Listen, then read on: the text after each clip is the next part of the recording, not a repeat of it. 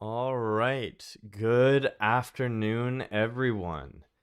Today is January 10th.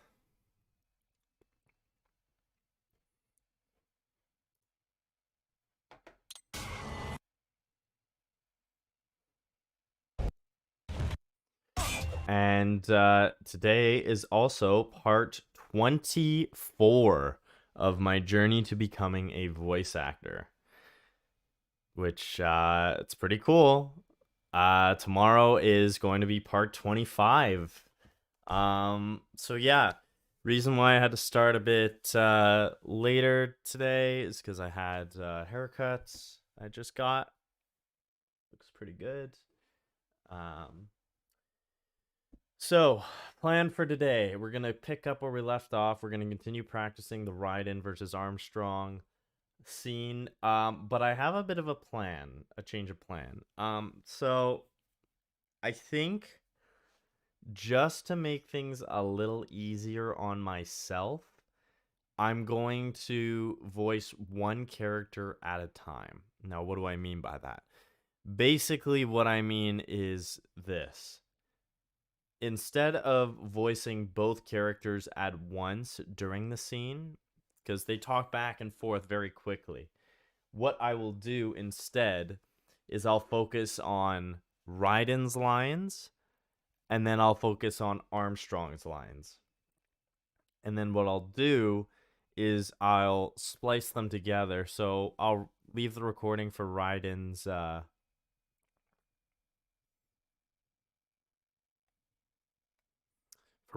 thing there without worrying about recording the video footage.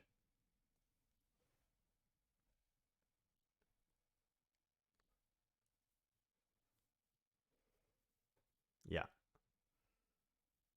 Or what I could do actually is just record from the other angle and then do it separately. Yeah, actually, now that I'm thinking about it, I think that's probably the best way to do it. I think that is the best way to do it. So that is what we'll do. Excuse me. Okay.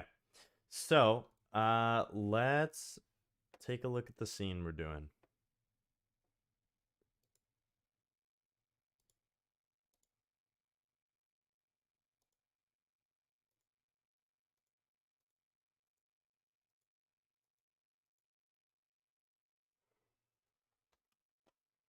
So let's take a listen to the scene before we begin.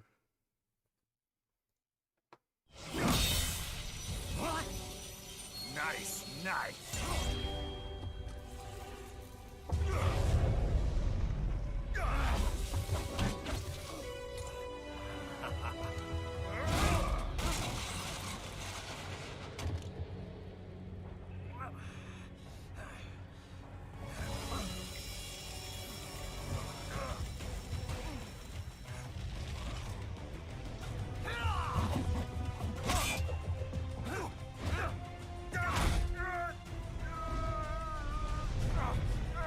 Typical politician.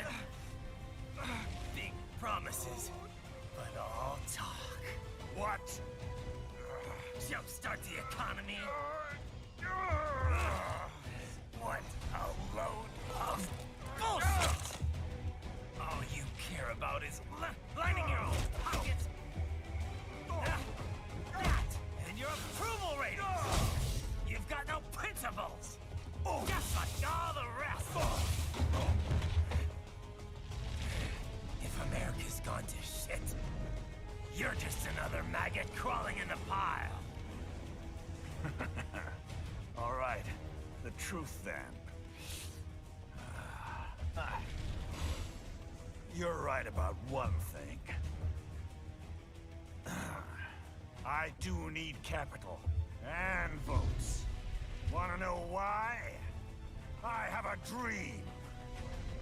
What? That one day, every person in this nation will control their own destiny. A land of the truly free, damn it. A nation of action, not words, ruled by strength, not committee. Where the law changes to suit the individual, not the other way around. Where power and justice are back where they belong. In the hands of the people!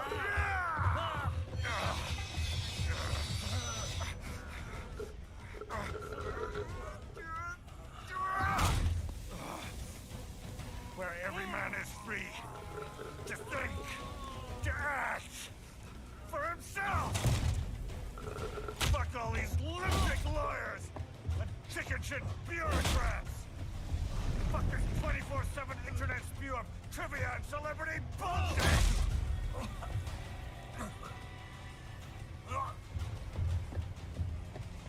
Fuck American pride! Fuck the media! Fuck all of it! America is diseased, rotten to the core. There's no saving it. We need to pull it out by the roots. Wipe the slate clean. Burn it down! Jesus. And from the ashes, a new America will be born! Evolved, but unchanged! The weak will be purged. And the strongest will thrive.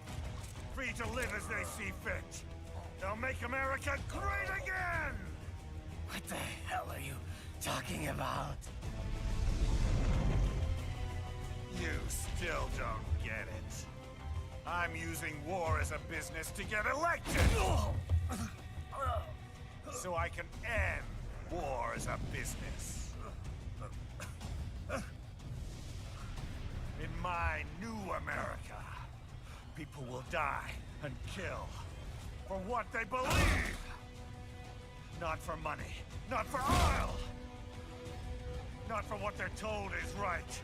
Every man will be free to fight his own wars!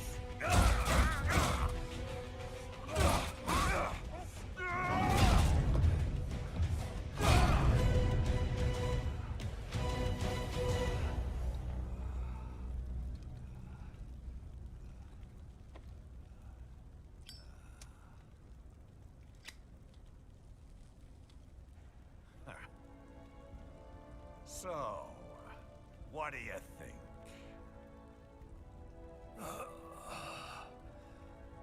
How the hell did you get elected? Well, I don't write my own speeches. You should try fighting for what you believe in sometime, Jack. Not for a company or a nation or for anyone else.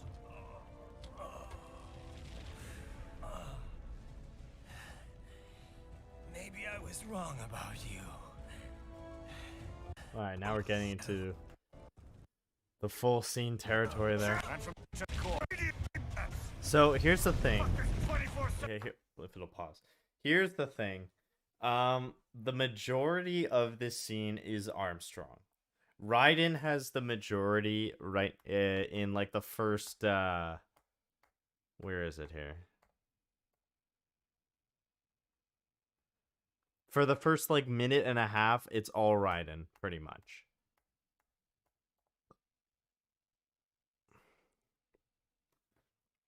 So I'm definitely gonna do them separately. So we'll do Raiden first, and then all of Armstrong's lines after. So we'll practice Raiden, and then we'll see if we can get a recording in on the phone today.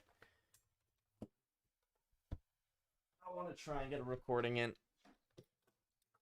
Bum, bum, bum, bum, bum. Doo, doo, doo, dum, dum, dum.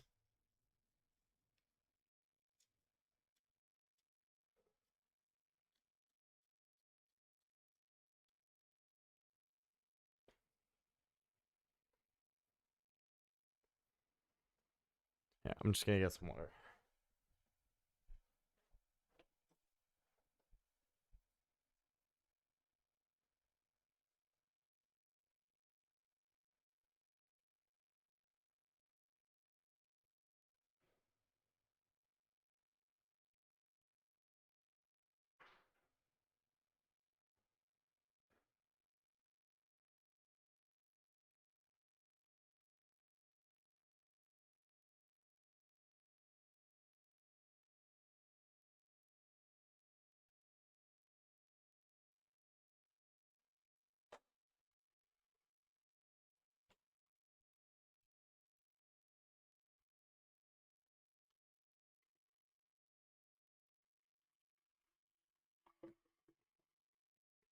All right. We are back.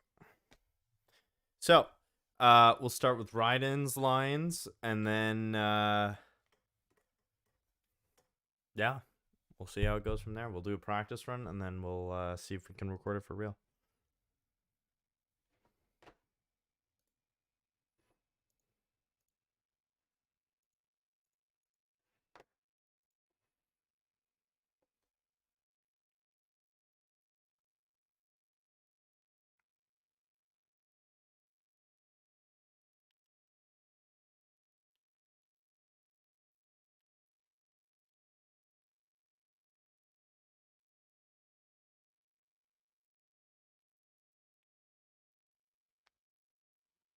Okay. So let's open Audacity.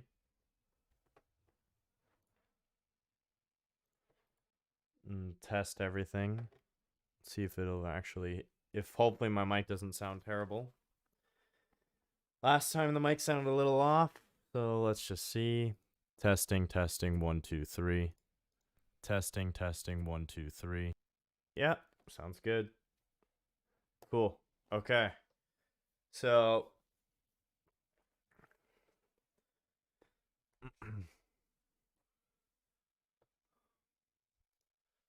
yeah, we'll just give it a go.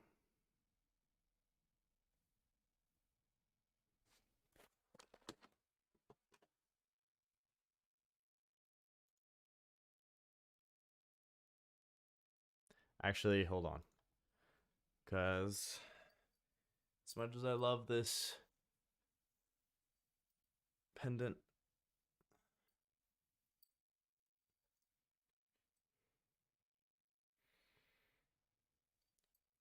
it jingles too much in the audio.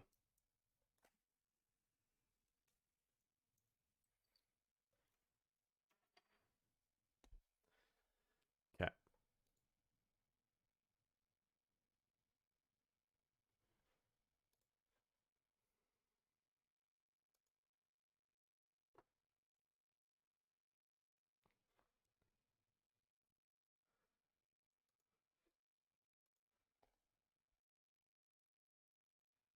What?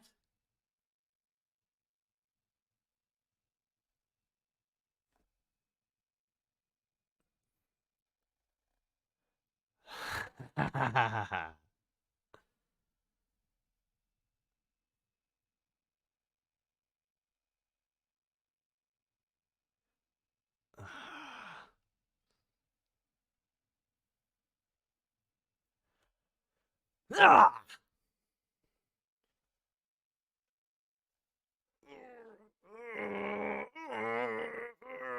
Typical politician.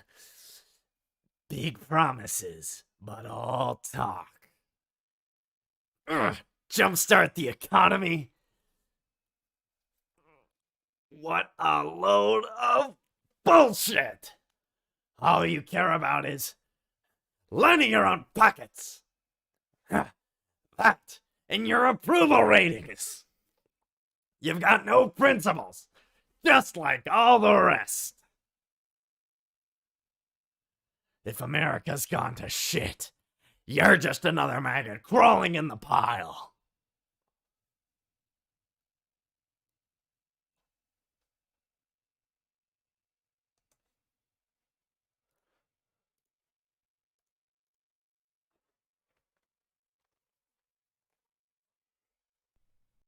That take didn't sound the best, I won't lie, but we'll see.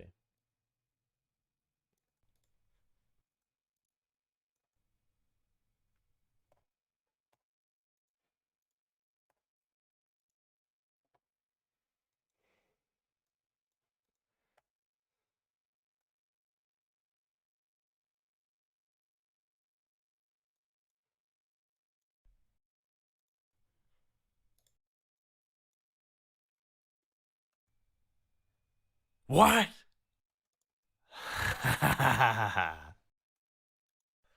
Ah!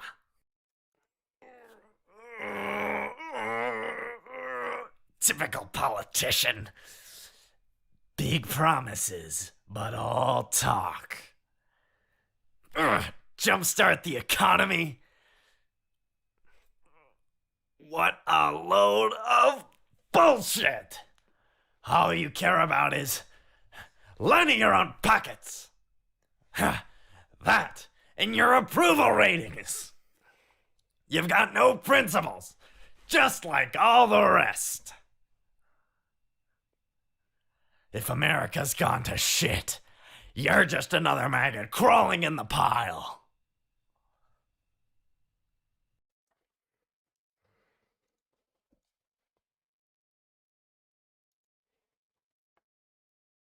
Yeah, not a great take. I won't lie. That wasn't great. We'll have to do a redo on that one.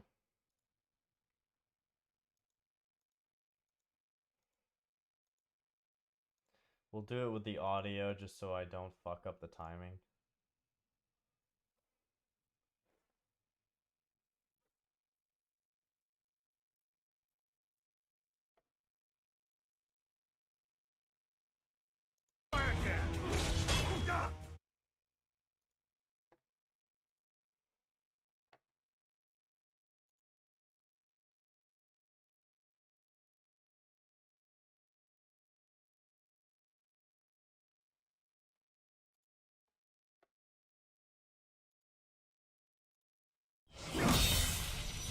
What? Nice, nice. Try that again. What? Nice, nice.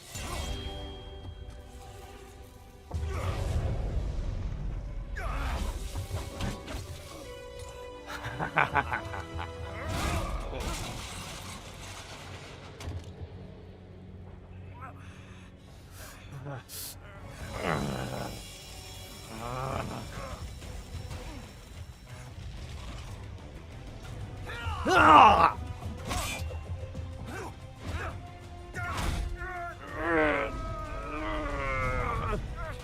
Typical politician.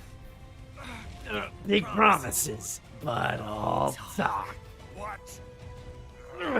Don't start the economy. What a load of bullshit! All you care about is lining your own pockets. That and your approval ratings. You've got no principles. Fuck, I'm already fucking up, man. God damn it. This is hard. Shit.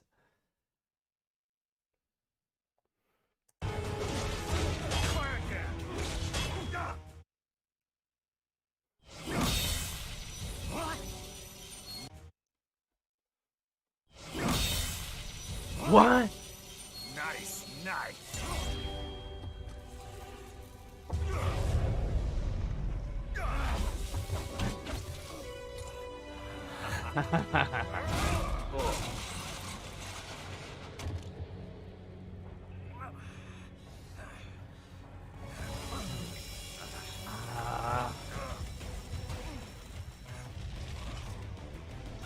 Ah!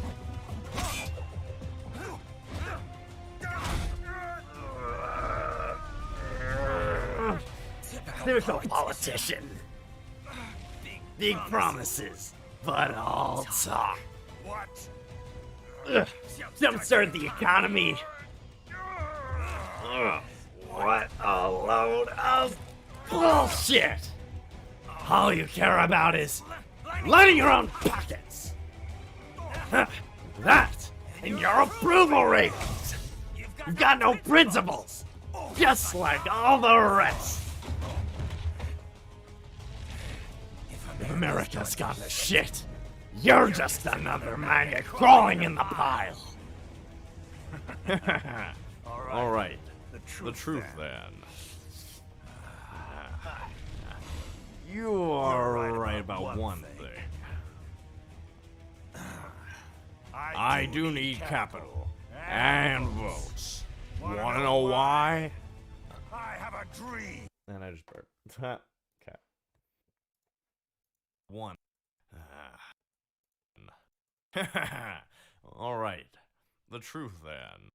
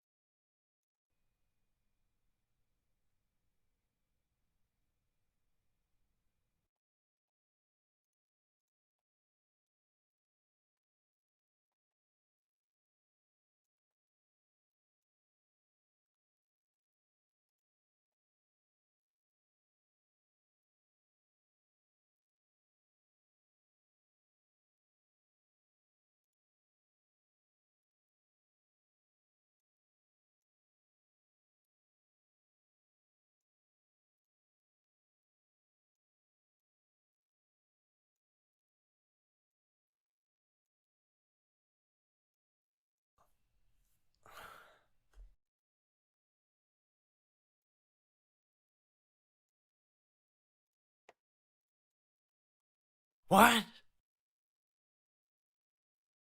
Let's try that again.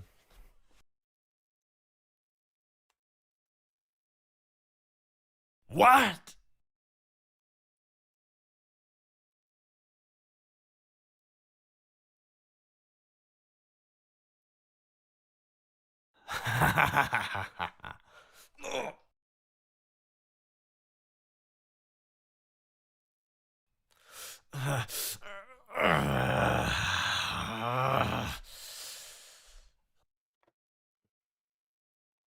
I just realized I'm not sharing Audacity here.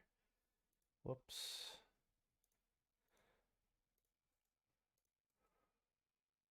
Ah!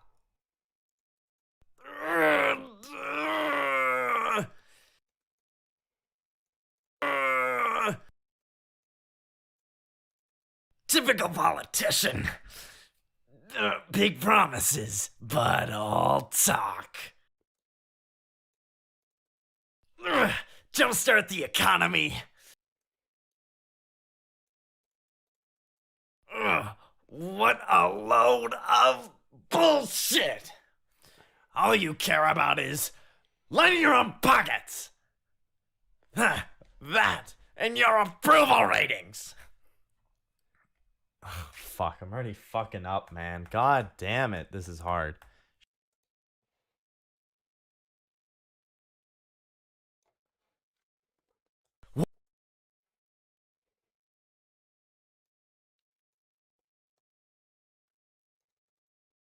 What?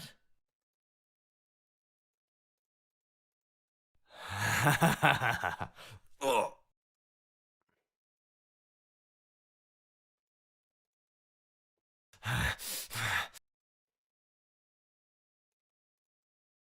Ah!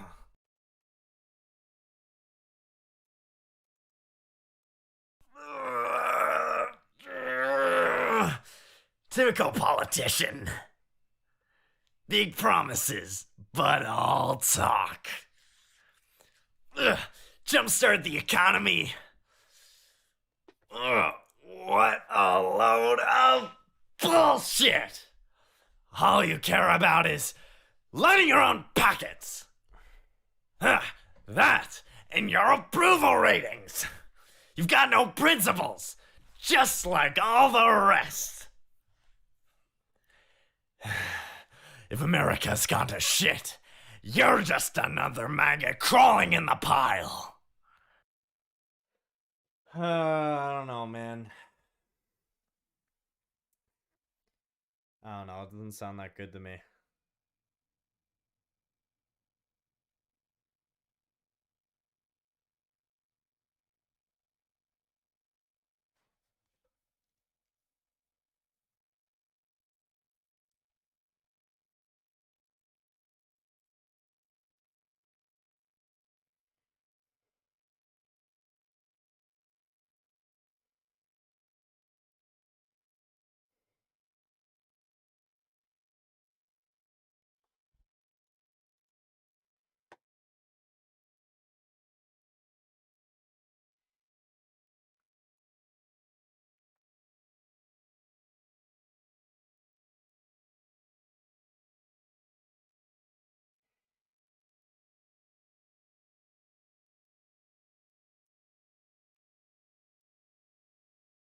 I just thought of a great one I could do, actually. Jotaro versus Dio. Oh man, why didn't I think of that sooner?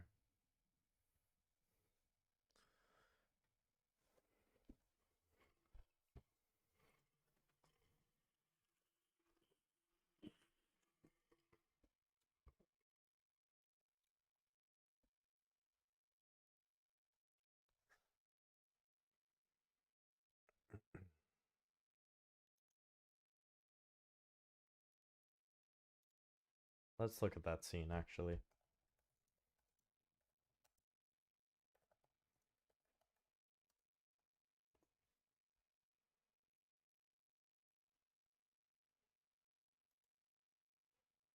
Found you.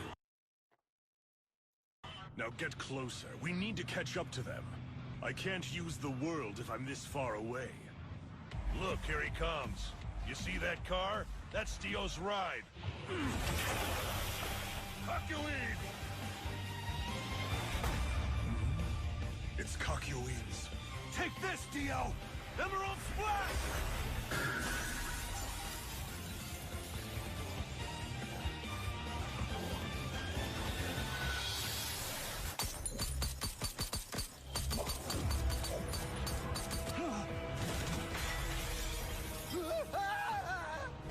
Unbelievable! He deflected my attack with the flick of a finger! He barely moved! But how do you like this?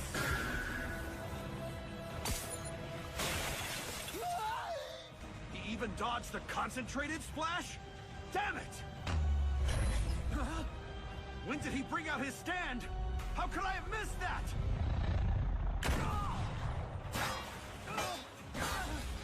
Well, that's a shame. He's too far away now. My punch seems to have thrown him out of the world's range. What's happening? And what precisely would I gain by explaining this situation to you?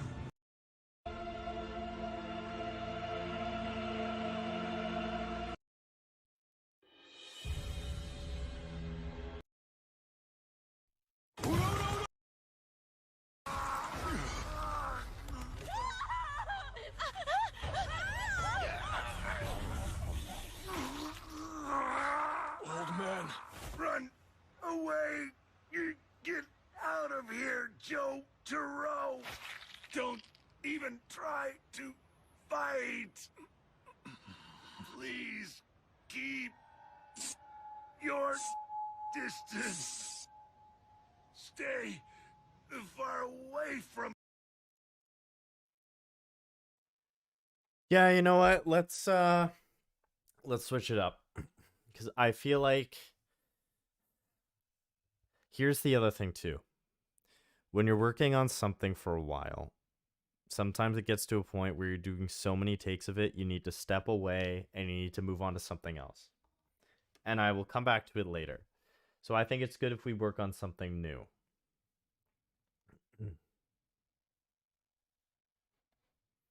So let's work on this.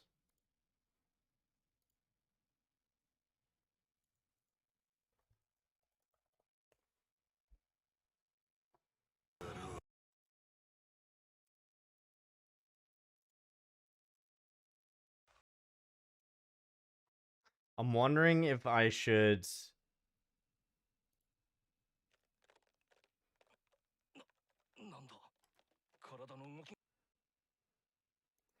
I'm wondering if I should do the English dub and just memorize it that way, or...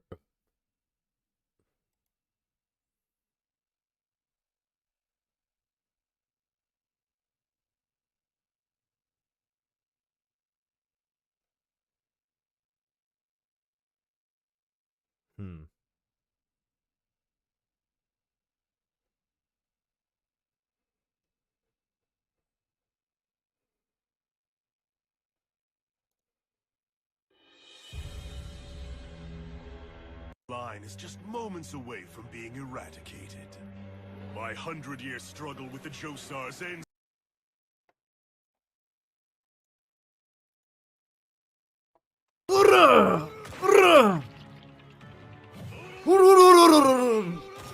That sounds so silly. Oh god. Okay. Wait, did they just skip?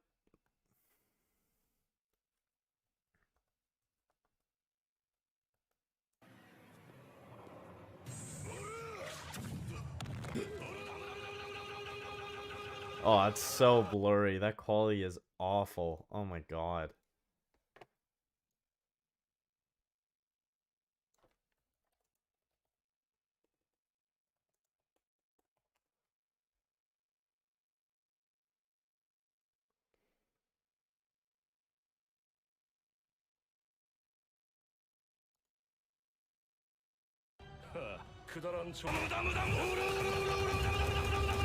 We're just watching JoJo's at this point.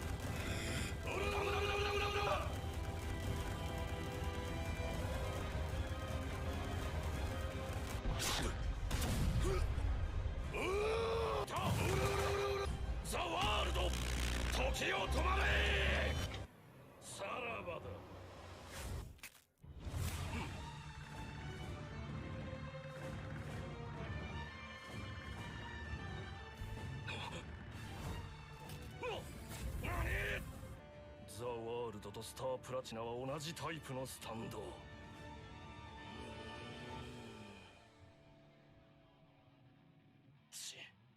時間切れだ。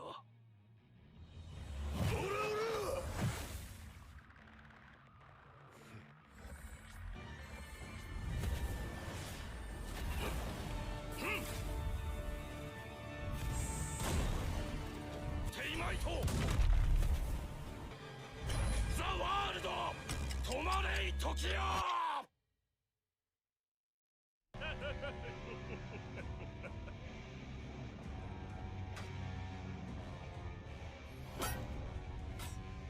磁石をつけていたな。 Alright. Okay. Maybe not. Maybe not. That's a whole other thing I'll have to do. Okay. That was a fun little side thing. Okay. I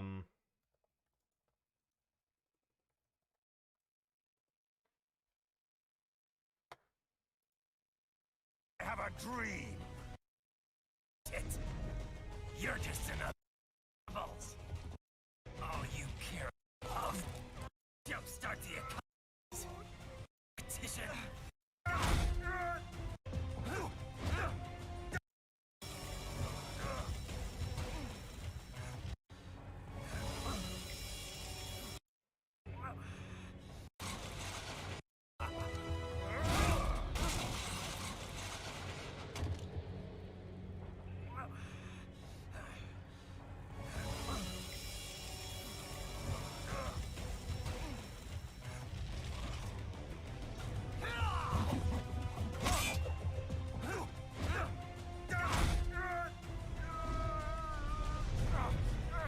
Typical politician.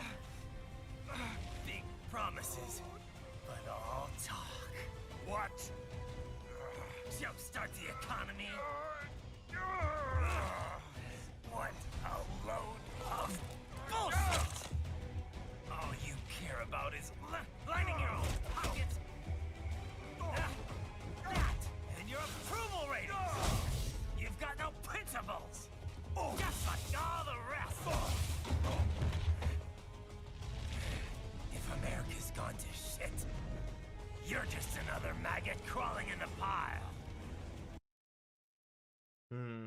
Okay. So here's the thing.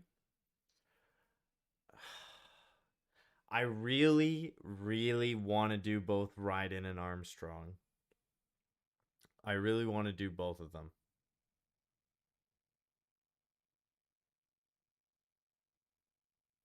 But it's very difficult. So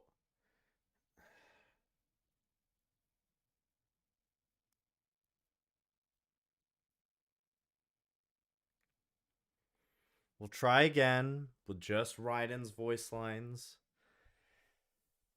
See if I can get it down.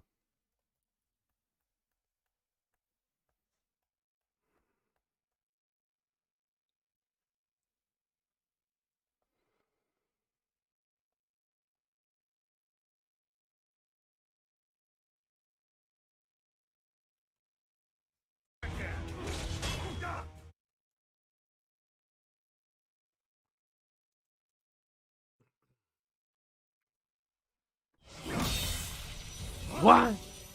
Nice, nice.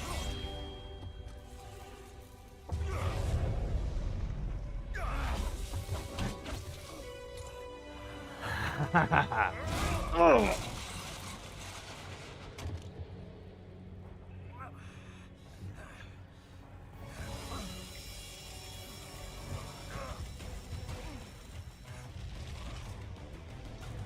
Ah.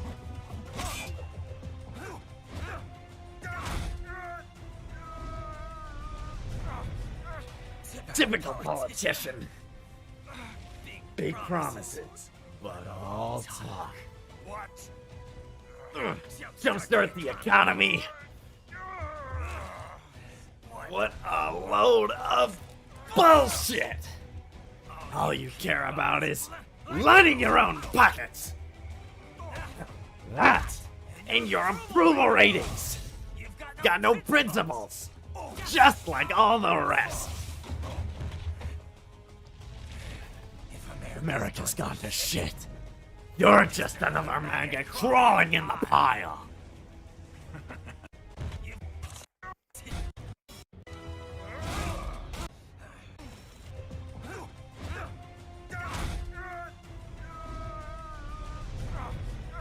Typical politician. Big promises. Fuck. Get that timing down. So it's goes. Typical politician.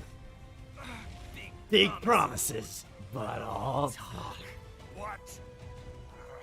Jumpstart the economy. What a load of bullshit. All you care about is lining your own pockets. That and your approval ratings. Got no principles. So I have to time that better.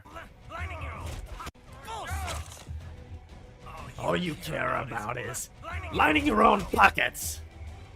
That and your approval ratings. You've got no principles. Just like all the rest.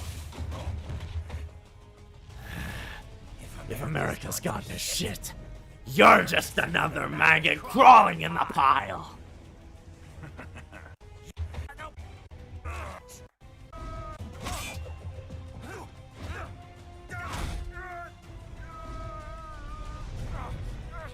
Typical politician. Big promises, but all talk. What? Jumpstart the economy. What a load of bullshit! All you care about is lining your own pockets. That and your approval ratings. You've got no principles, just like all the rest. If America's gone to shit, you're just another maggot crawling in the pile.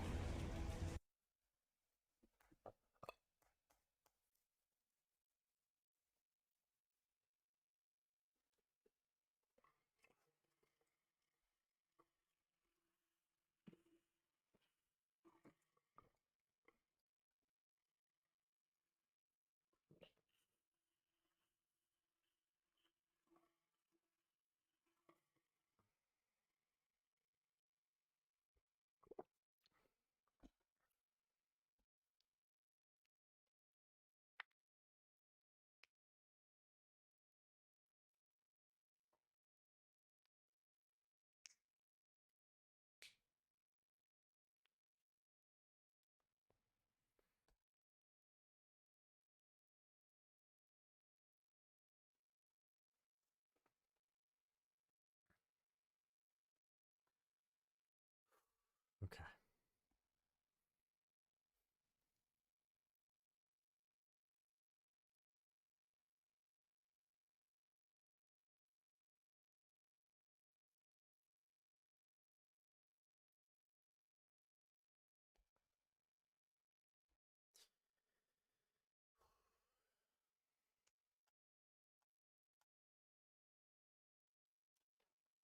All right, we'll try without the audio now.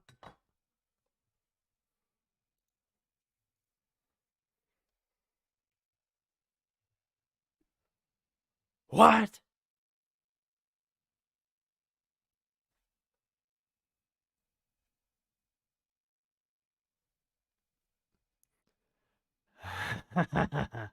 Oh.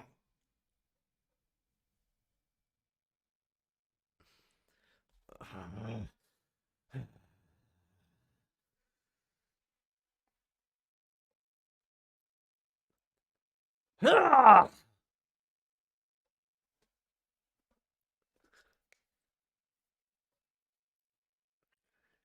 Typical politician. Big promises, but all talk. Jumpstart the economy. What a load of bullshit! All you care about is lining your own pockets. That and your approval ratings. You've got no principles, just like all the rest. If America's gone to shit, you're just another maggot crawling in the pile. All right. The truth then. You're right about one thing. I do need capital and votes. Wanna know why? I have a dream. What? That one day, every person in this nation will control their own destiny. A land of the truly free, damn it. A nation of action, not words, ruled by strength, not committee, where the law changes to suit the individual, not the other way around. Where power and justice are back where they belong, in the hands of the people!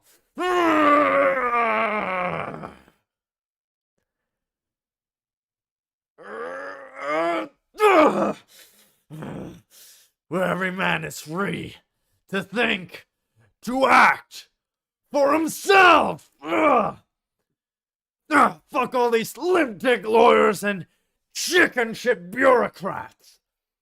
Fuck this 24/7 internet spew of trivia and celebrity bullshit.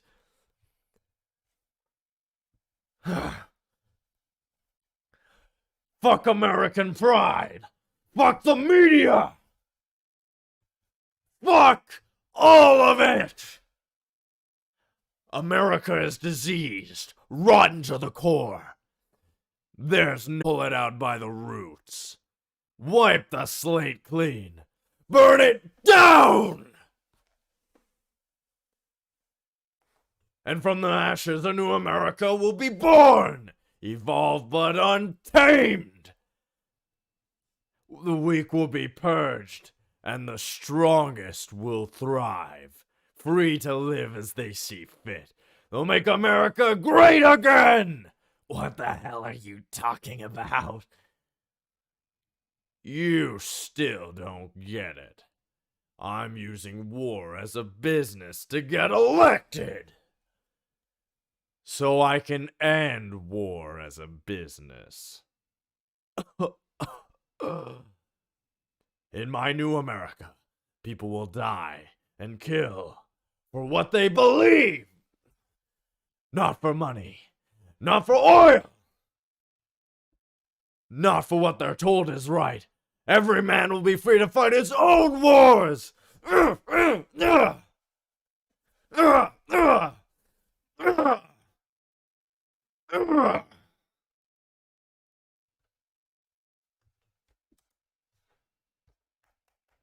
All right, that felt pretty good.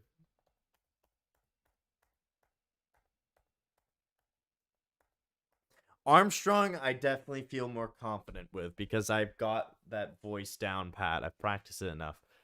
Raiden, I feel like is coming along. It's just going to take a little bit of time.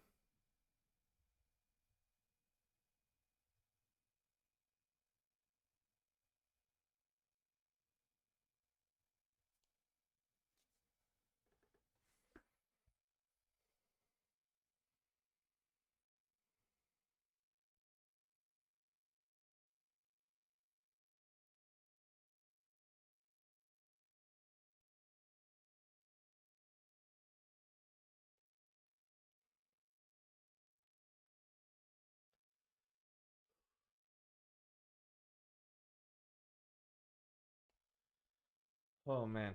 Yeah, doing that a bunch of times. It's hard on the throat. Okay. We'll practice Raiden's thing one more time and then I think we're going to take a quick break.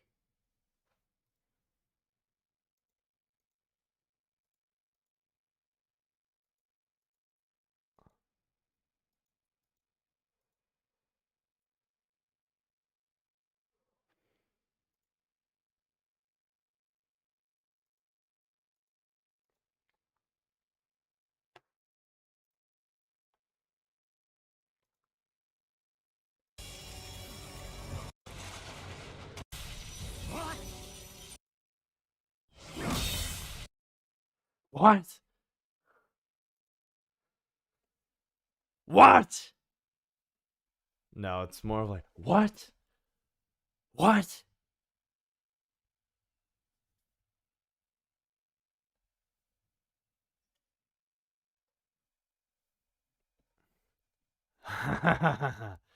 Oh.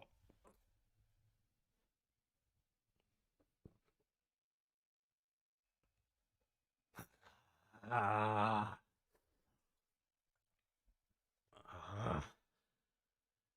Ah.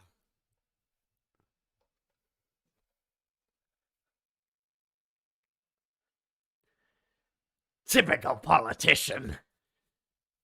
Big promises, but all talk. Jumpstart the economy. What a load of bullshit! All you care about is lining your own pockets. That and your approval ratings. You've got no principles, just like all the rest. If America's gone to shit, you're just another maggot crawling in the pile. All right. I think we'll take a short break, recover a little bit of my voice, and then we'll get back to it. See you guys in about 10. Oh, excuse me.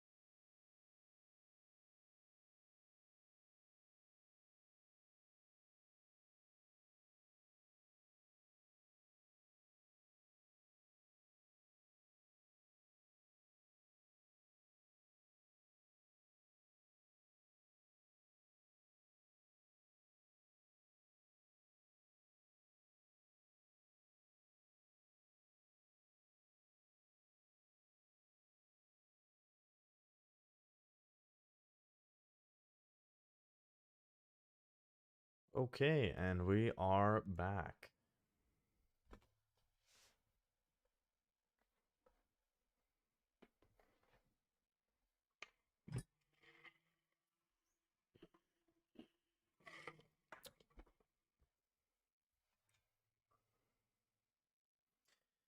Let me just set this up. Okay. So we'll try recording. We're gonna try recording Raiden's voiced lines and see if we can get it down. So I'm gonna see if I can do that. So I apologize if I can't see any of your messages in the chat while I'm doing this. But I promise I will read them all if there are any. Now the only thing with this is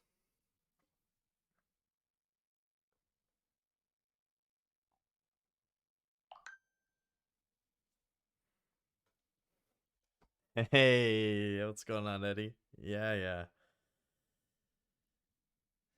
Okay, so I'm gonna try recording this.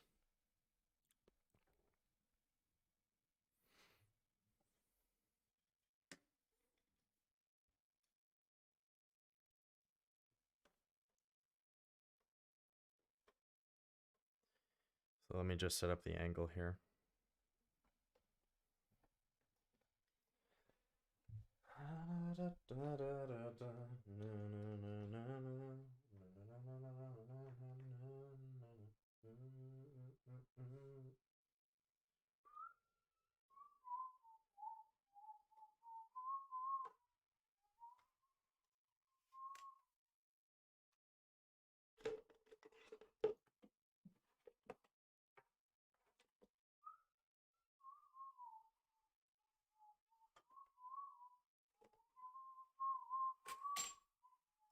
One sec, guys. Just setting this up here.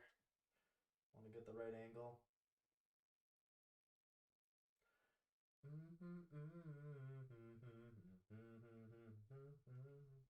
All right, let's try that out. Whoa, shit.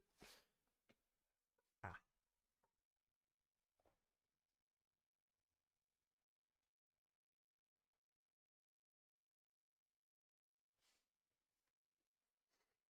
I think that should be okay.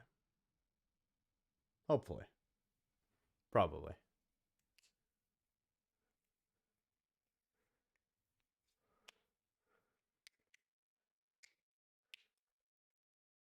Oh, hey, Glenn. A sand stream. All right. Let's give this a try.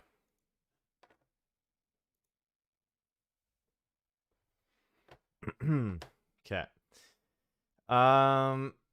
So I'll do it once more. I'll play through the scene we're trying to do so you guys can get an idea of what I'm trying to do here. So we're trying to do Raiden's lines, and then we're trying to record Armstrong's lines. Actually, I should stop recording on the phone if I'm showing you this. So I'm doing all of Raiden's lines, who's the cyborg ninja. What? This guy. Nice. So this is the scene I'm trying to do.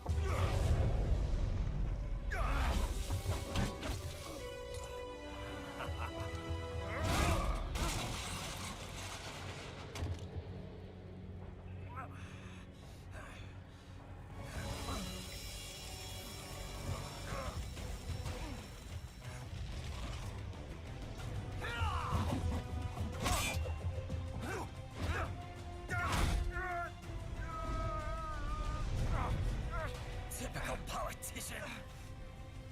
Big promises, but all talk. What? Jumpstart the economy. What a load of Bullshit! All you care about is lining your own pockets. And your approval ratings. You've got no principles. Just like all the rest. If America's gone to shit, you're just another maggot crawling in the pile. All right, the truth then. All right, so that's what we're doing. That's what we're trying to get down. So now you know. So now I'm gonna do without the audio. So yeah, that's what we're going for. That's okay. So the cutscene starts there. I'll start recording on the phone here. All right, let's see if we can get this down.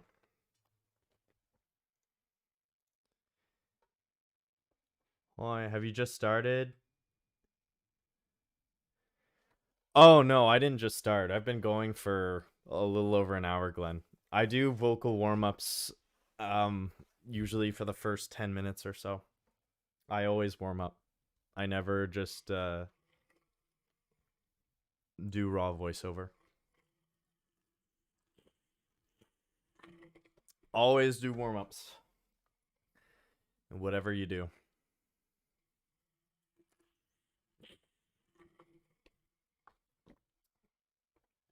No, so I've got about just under 2 hours left for the stream. And for the last hour, I always read a book. So that way I can practice with scene work and also with narration. I always do the last hour reserved for reading. So yeah, let's give this a shot. And while I'm editing, I'll play it with the music. So it's more immersive. You guys won't hear anything though while I'm doing this. So we're gonna go like this. Take off the headphones. And we'll start recording.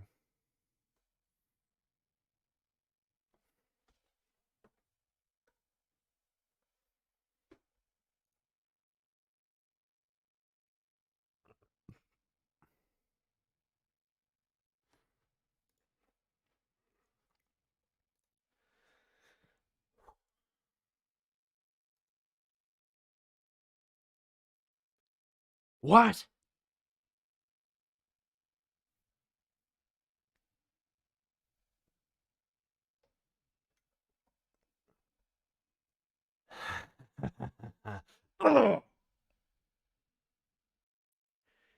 Typical politician.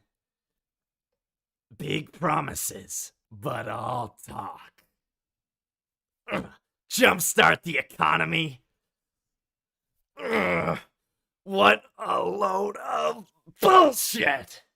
All you care about is lining your own pockets. That and your approval ratings.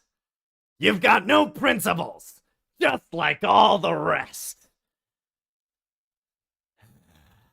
If America's gone to shit, you're just another maggot crawling in the pile. All right, let's see how that sounds.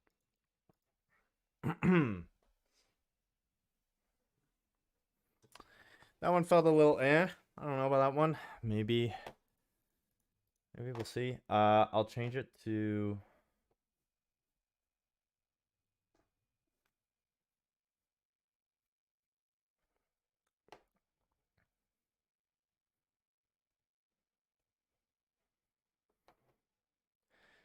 why don't you do your own voice lines instead of imitating other people's voices? You can help find your own range too, because I've noticed you seem to like doing the begrudging old man despite you not being an old man. Well, the main reason is because what I want to get into is video games and animation. So one thing I have thought about recently is that I was thinking of making some own scripts of mine and doing my own voices.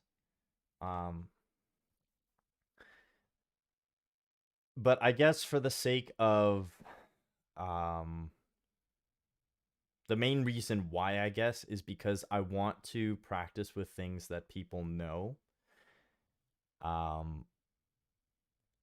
And also, although I am in some cases imitating, there are some cases like for example, when I did the Joshua Graham monologue, That was my own interpretation of Joshua Graham from Fallout New Vegas, because I literally could not do that voice. I do not have, like, I can't do that. So I just did what I would do in my own voice. Now, obviously, for this, it's kind of hard to do something that's a different voice because everybody knows who this character is, and same with Armstrong. But it's also good practice too, because what this helps me do is it helps me get used to doing things that are difficult. Because this Raiden's voice, where he's like, typical politician, it's rough. It's hard. So even though I might not be those characters, or like you say, like be a begrudging old man, it's still good practice. Same thing with Darth Vader. Darth Vader, I just did my own like deep voice, like, you know how he says in one of my Force Unleashed shorts, I say something like, what do I say? He says like, "Then you are ready to stand with me against the Emperor. Return to my ship at once. We will at last control the galaxy." and I have noticed, you know, with Joker, I'm not a good Joker. And when I practiced before, I was trying to imitate Mark Hamill a bit too much, even though I was trying to do my own take, because I'm not trying to fully imitate with certain characters. I mean, with this, it's, you know, I can't really help it.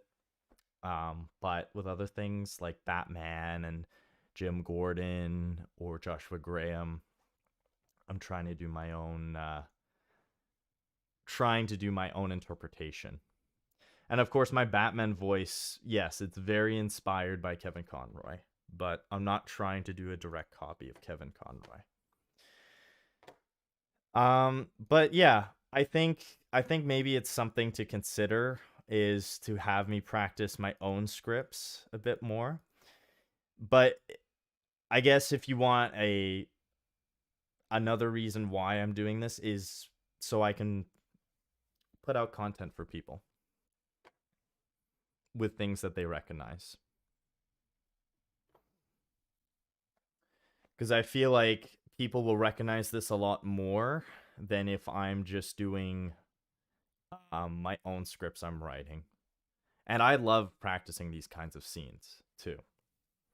Because I've done a whole bunch of different stuff. I've done at this point, I've done Force Unleashed, I've done Batman, I've done Arkham City, Arkham Knight, and Fallout New Vegas, Metal Gear Rising.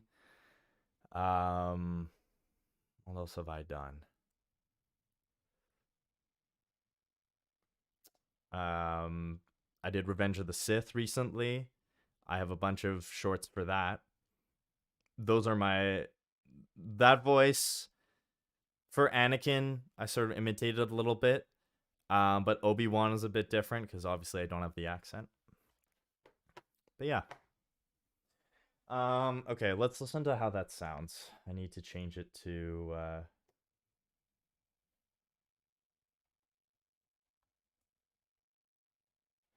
I might fill your comment section with my yapping so I can continue what I want to say in the DMs. Thanks, Glenn. I appreciate that. Okay. Let me switch to Audacity. Let's see how this sounded. I don't know if this sounded the best, to be honest. We'll see. What? So for editing, we always do get a noise profile. You won't see these pop-ups, but basically I'm reducing the background noise so you don't hear like the computer fan or anything like that. And then I'm just getting rid of that, deleting a bit of that there. I usually leave about a second or two before. And then What? So now we hard limit. So what the hard limit does is it makes it so all the audio will not go past -6. And then I'm hitting this magic button here, and you're going to see a bunch of funky stuff happen. That all just went up. So I basically increase the volume. without distorting the audio, and also compressed it a little bit so it has a bit more depth to it.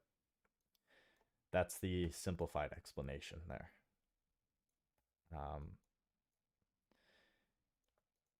So now let's see how it sounds with those, and we will hard limit that again.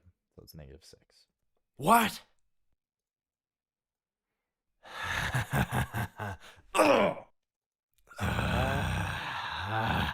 And that's him getting up.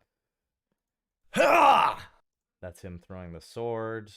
And then this is where the speech starts. Typical politician.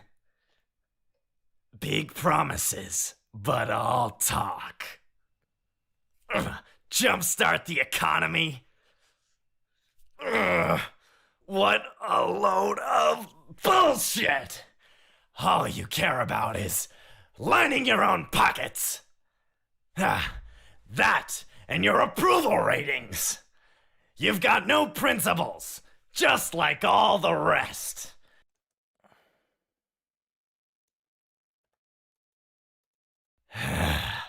If America's gone to shit, you're just another maggot crawling in the pile. All right, let's see.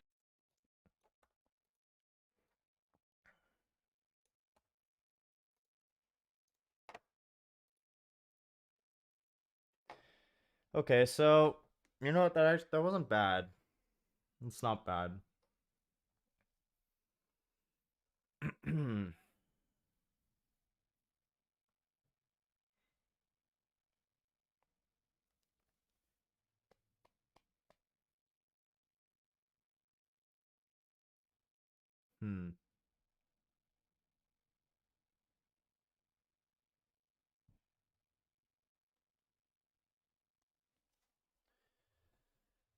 Okay.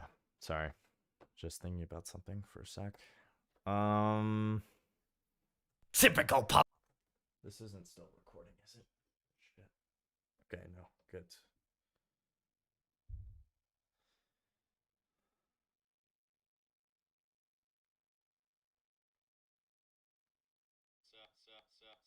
No, okay. Hold on.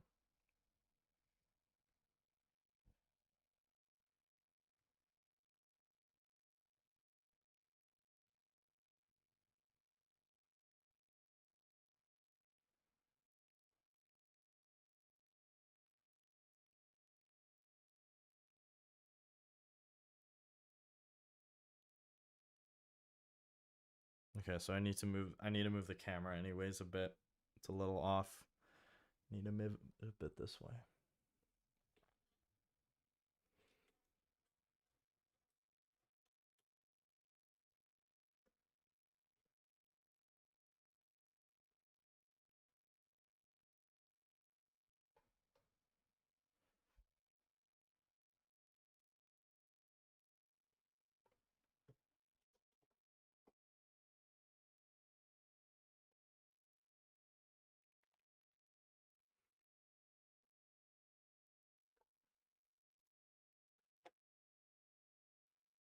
Eddie.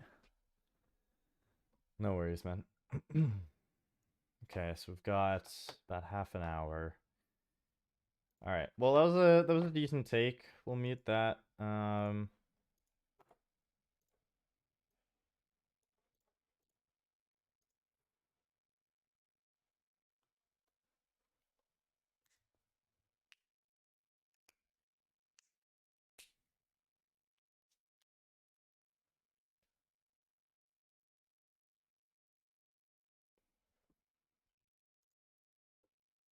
Okay.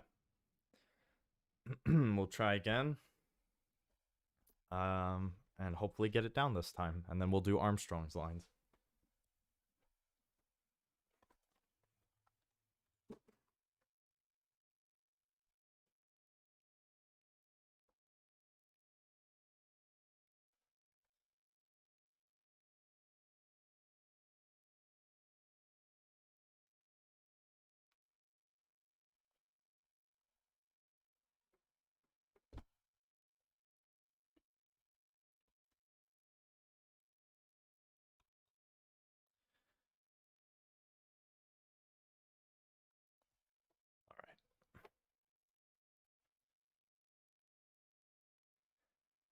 I was sad this morning. I was like, where was the stream? I can't focus on work. Oh shit. I'm sorry, man. I'm sorry. Yeah, no, yeah, I would. But got a haircut though. Looks good. I'm pretty happy with it. All right. So let's give this a try.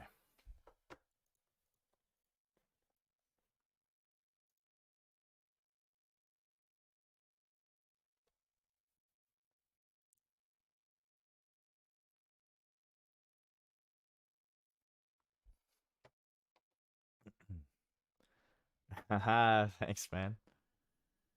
Yeah, I'm pretty happy with this haircut. I'm planning on growing it out as much as I can on top here at least. The sides I like to keep short because the hair like poofs out on the sides. But anyways, let's give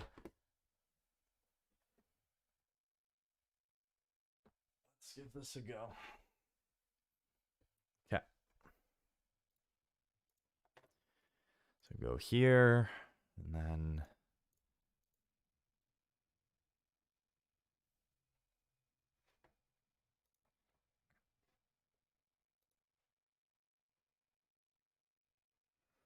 yes, sir. Chat overlay. We've got that down. Okay, I need to share my screen so you guys can see the scene. Okay. I need to get new graphics, honestly, for the overlays. It kind of looks just basic. Anyways, here we go.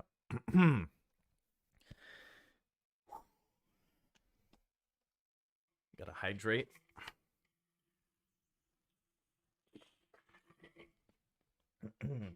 All right. Let's get this down. Raiden's lines. Here we go. What?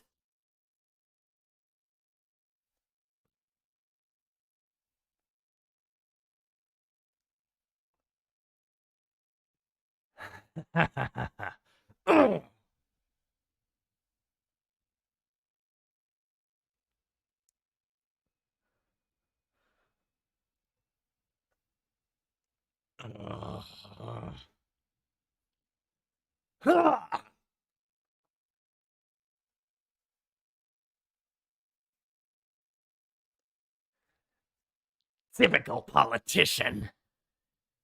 Big promises, but all talk. Jumpstart the economy. What a load of bullshit! All you care about is lining your own pockets. That and your approval ratings. You've got no principles, just like all the rest. If America's gone to shit, you're just another maggot crawling in the pile.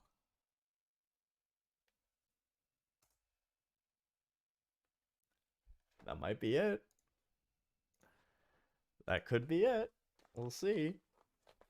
I really hope that's it. I really hope so. Oh, fuck. I really hope so. Oh my god. Please.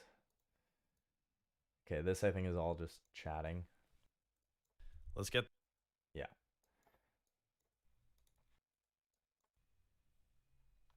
So we got that.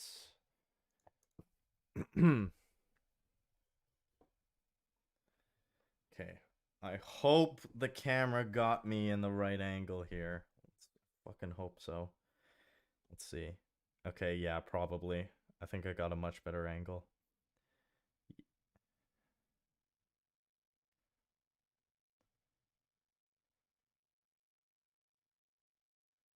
Oh, yeah. Yeah, it's definitely a better angle for sure. Yeah, that's good. That'll work. Okay, so now edit. That was fucking electric. Let's go. Fuck yeah, man. Thank you. I appreciate that. If you like that, you're gonna like the next part that I'm gonna try. We've still actually got 25 minutes to do the other part. The other part I've got down pretty well. It's even more energy. So now we'll listen to it. We'll edit it down and then listen to it with the audio track if I can find it. And then we'll try Armstrong's lines if we have time. So we got to do our edits here. It's down.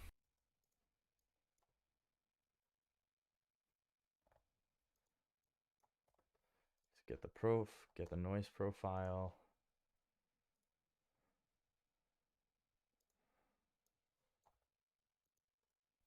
What? And then we go hard limiter. And then normalize and the magic button. There we go. And then we hard limit all that. So it'll give it a bit more depth and sound better. And then we silence all these bits in between because those are either breaths or just background noise.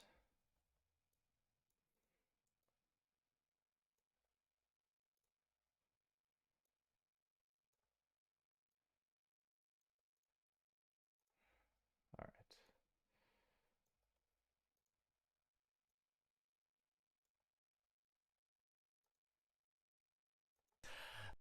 Yeah, it's all one breath there, so we get rid of that. 100%.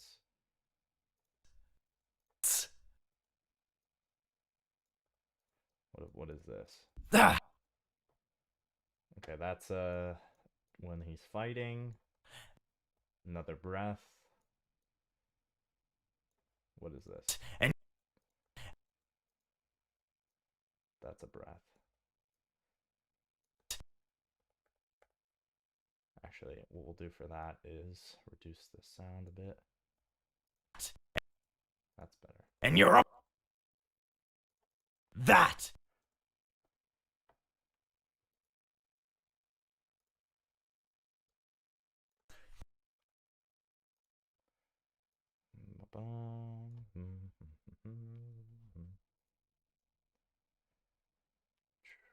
Okay, so that's good.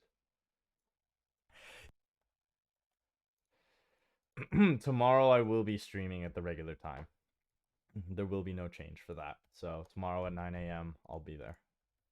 I'll be up and ready to go. It was just for today.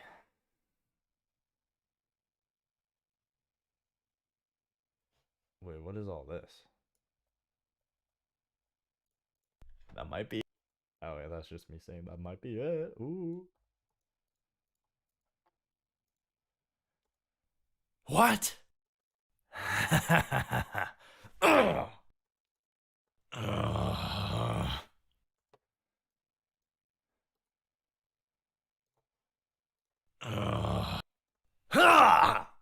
Him throwing the sword. All right, now's the dialogue. This is the most important part.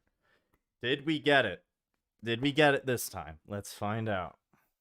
Typical politician. Big promises, but all talk. Ugh. Jumpstart the economy. Ugh. What a load of bullshit. Okay. All you care about is lining your own pockets. Good. That and your approval ratings. You've got no principles, just like all the rest. If America's gone to shit, you're just another maggot crawling in the pile. Okay. We got it. That's the one. We got it. Holy shit, we got it. Gonna attempt to make my dad's stew for the first time today. Oh, fuck yeah. Let's go. Dude, that stew is legendary. That's a legendary recipe. That'll give you plus 10 extra hearts today. Stamina hearts.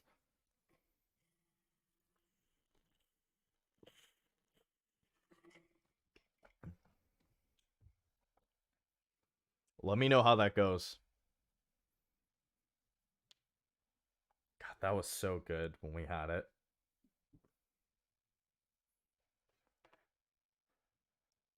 That and the Jollof rice.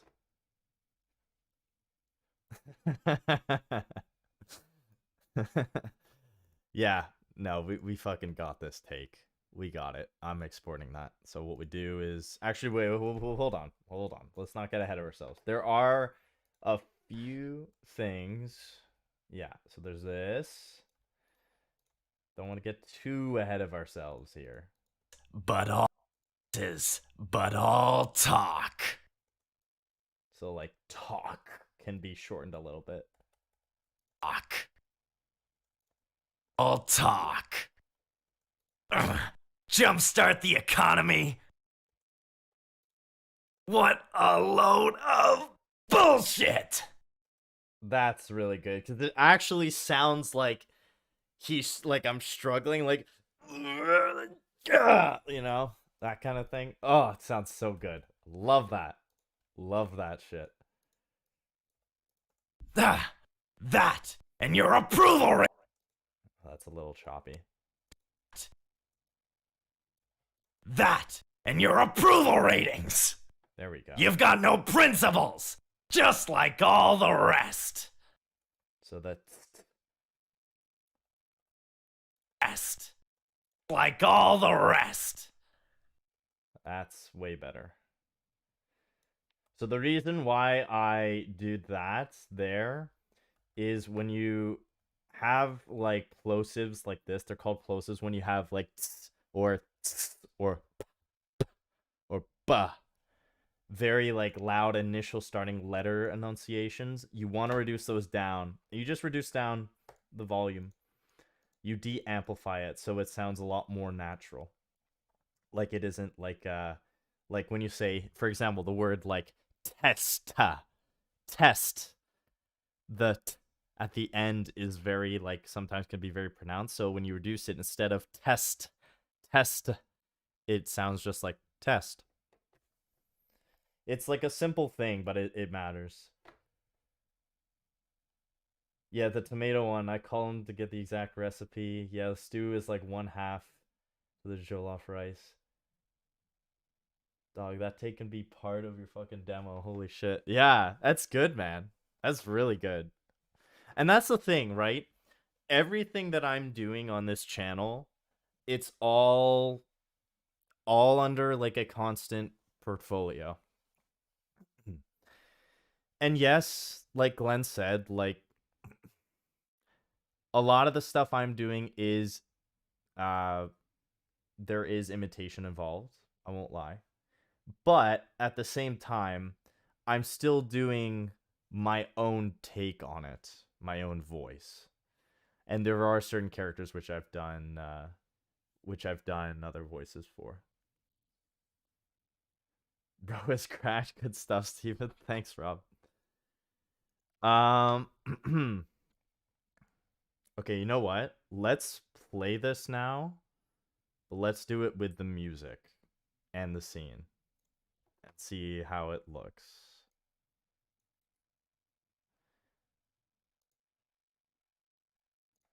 So if I go like this, let's get the song up.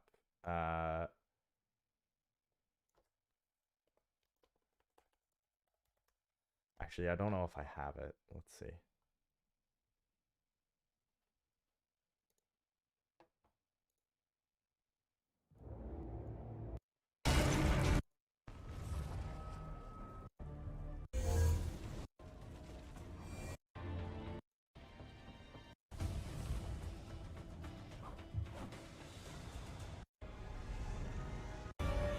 No, that's the...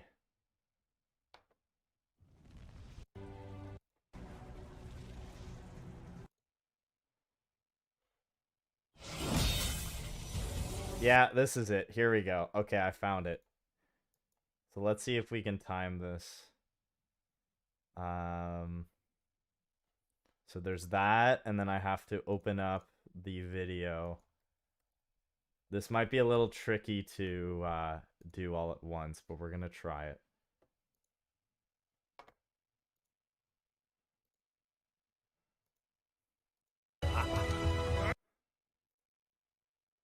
So if I, let's see, if I do this, okay, share this.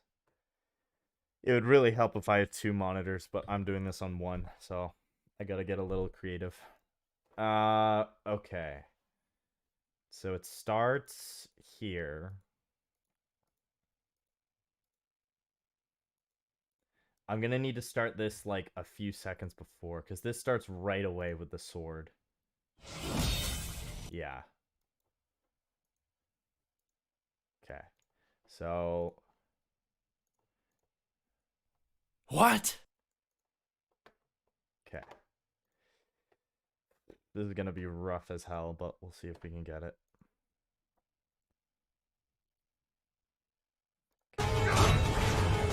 So start with that, and then What?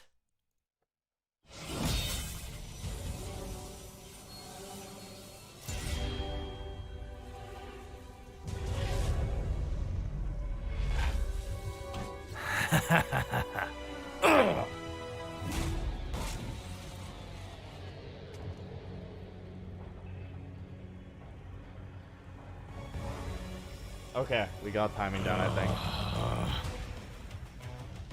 think. No, no.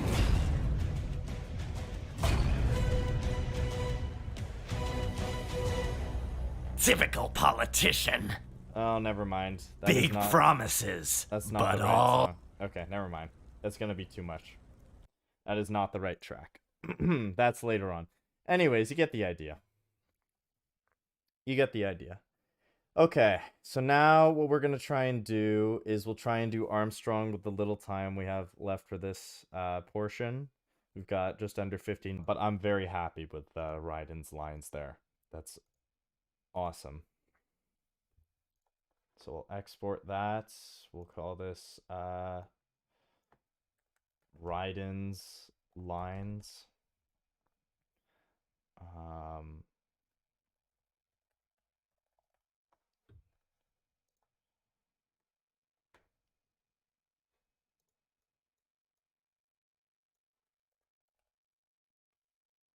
Versus Armstrong.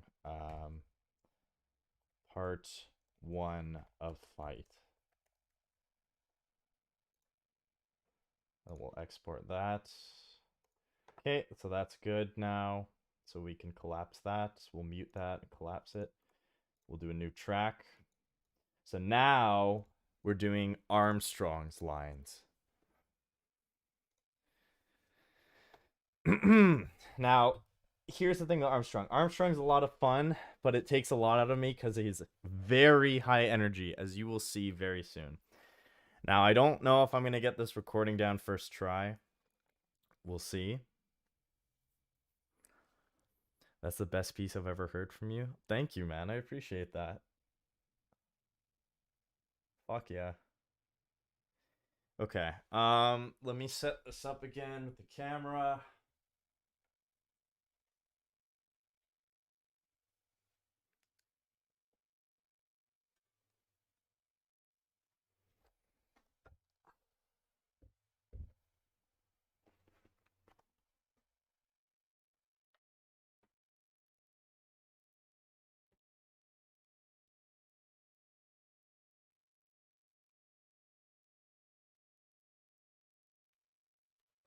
Okay, camera set up.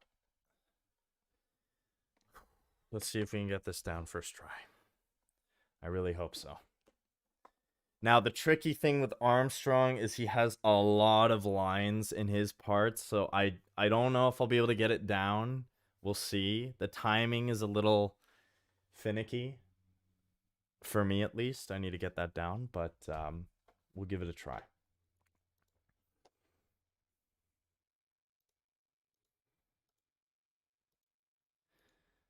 All right, so we'll do this. Hit record.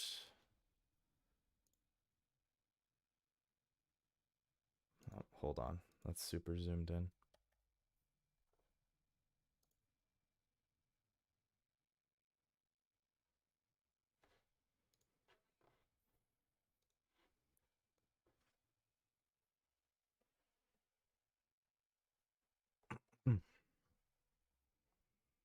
All right, here we go.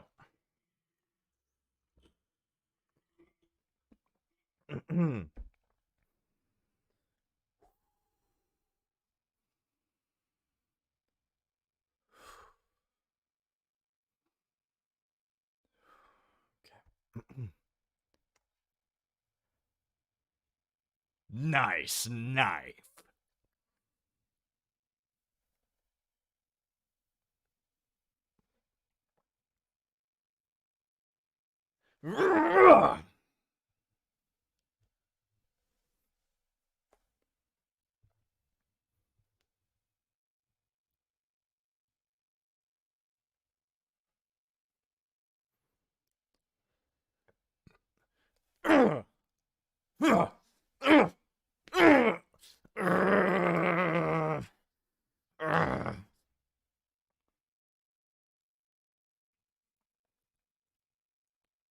What?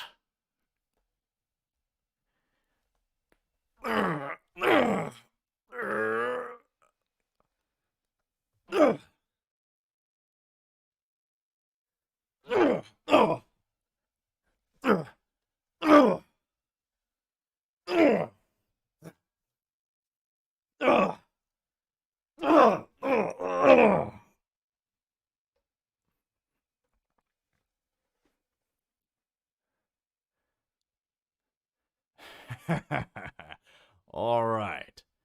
The truth, then. You're right about one thing. I do need capital and votes. Wanna know why? I have a dream that one day every person in this nation will control their own destiny. A land of the truly free, damn it! A nation of action, not words, ruled by strength, not committee, where the law changes to suit the individual, not the other way around. Where power and justice are back where they belong, in the hands of the people!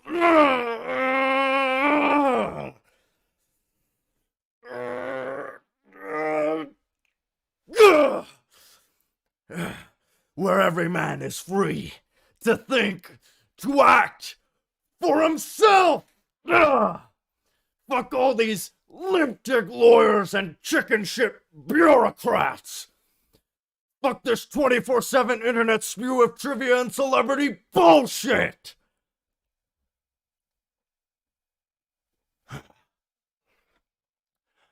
Fuck American pride. Fuck the media. Fuck all of it! America is diseased, rotten to the core. There's no saving it. We need to pull it out by the roots. Wipe the slate clean. Burn it down!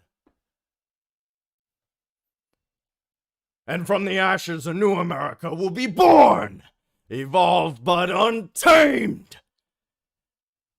The weak will be purged, and the strongest will thrive. Free to live as they see fit. They'll make America great again!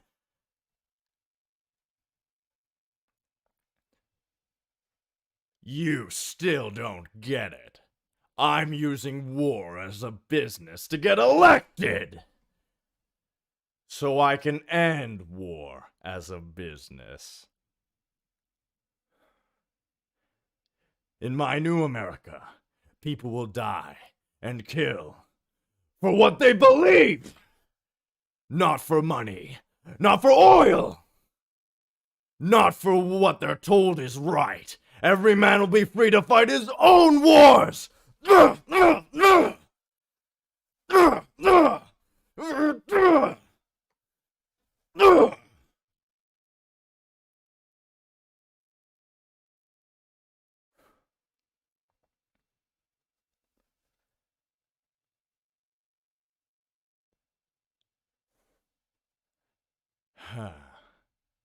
So, what do you think?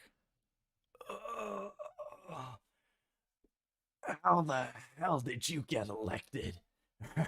Well, I don't write my own speeches. You should try fighting for what you believe in sometime, Jack. Not for a company or a nation or for anyone else.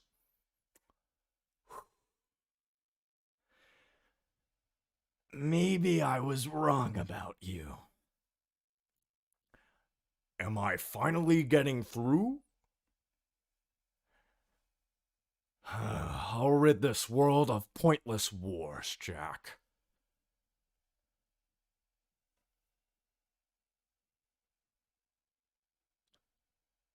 I was wrong. You're not Grady.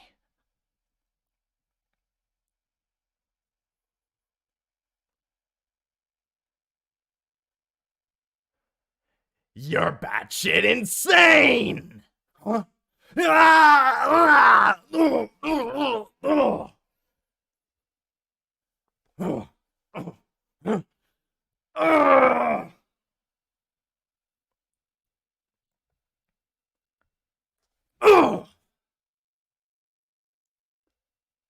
Making the mother of all omelets here, Jack. Can't fret over every egg. Not when you're purging the weak, right? What do you know about the weak? You weren't born poor. You've never been hungry. You don't know what it's like to fight and steal and kill just to survive, but you did survive through sheer force of will, following your own set of rules. With your own two hands, you took back your life, and now I'll take yours.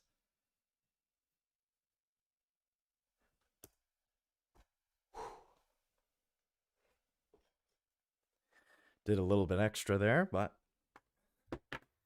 there you have it.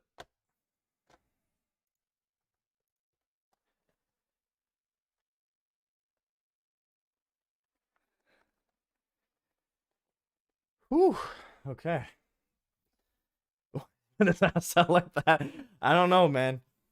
He wanted to show off he was working out, I guess.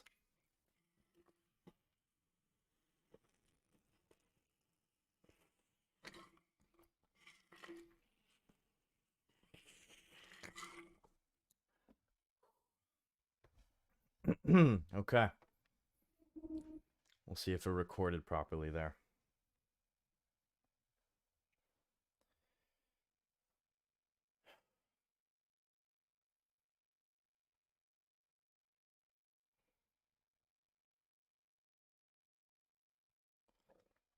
All right. Well, that little bit was just extra there, so I don't need all of this. Making the mother of all omelets here, Jack. Can't fret over every egg.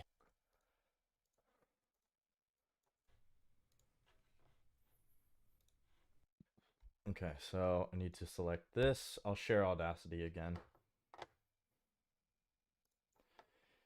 so you guys can see the editing. I'll do this really quick. As quick as I can. Get rid of the noise, and because it's a longer audio file, it'll take a little bit longer to apply the effects, but that's okay. Nice knife.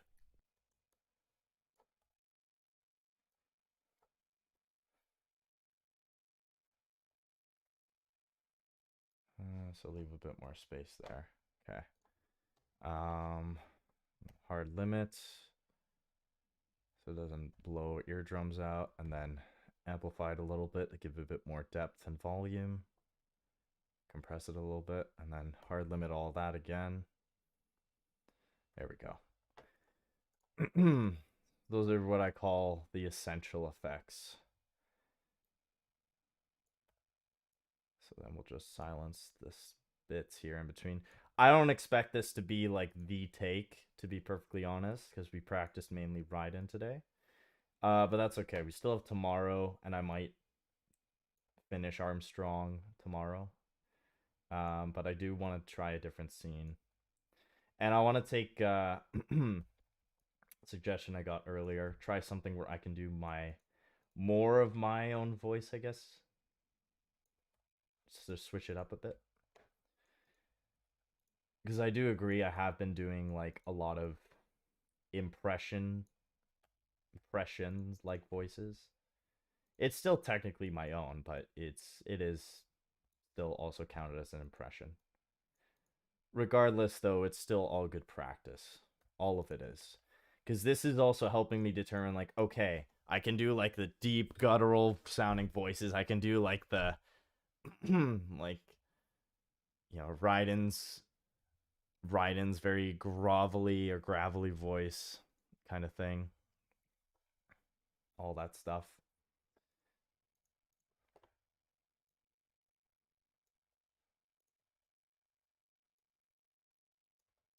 All right, let's just get an idea of how this sounds. All right. The truth, then. You're right about one thing. Actually, maybe... You're right about one thing. I do need capital and votes. Wanna know why? I have a dream that one day every person in this nation will control their own destiny. A land of the truly free, damn it. A nation of action, not words, ruled by strength, not committee, where the law changes to suit the individual, not the other way around. Where power and justice are back where they belong, in the hands of the people!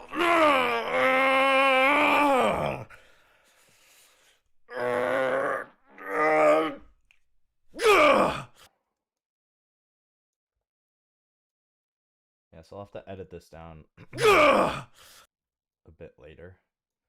We'll save the project file, though. I'll do that right now, actually. Save project as... Oh, god damn it, it's doing this shit again.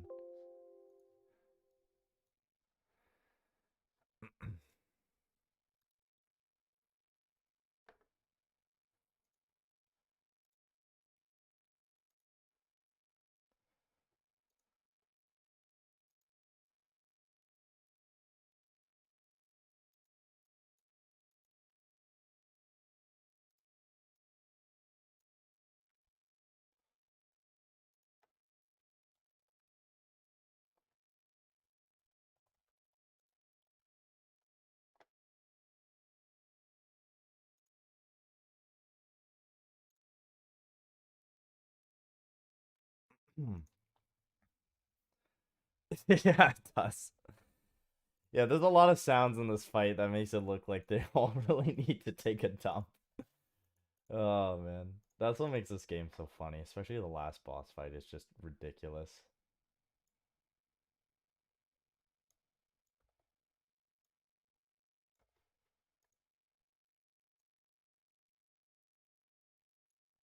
I just got an idea, actually, for a scene I could do from Resident Evil 7. I won't spoil it, because I know Pete is watching this and he wants to play the game. But it is a very good scene. So I think I might practice that. That would be a good test to see where my range is at right now.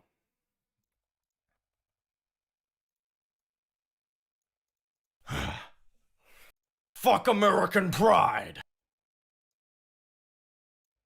Fuck American pride! Fuck the media! Ugh! Fuck all of it! America is diseased, rotten to the core. There's no saving it. We need to pull it out by the roots. Wipe the slate clean. Burn it down! And from the ashes a new America will be born! Evolved but untamed! The weak will be purged, and the strongest will thrive. Free to live as they see fit. They'll make America great again! You still don't get it. I'm using war as a business to get elected! So I can end war as a business. So I can end war as a business.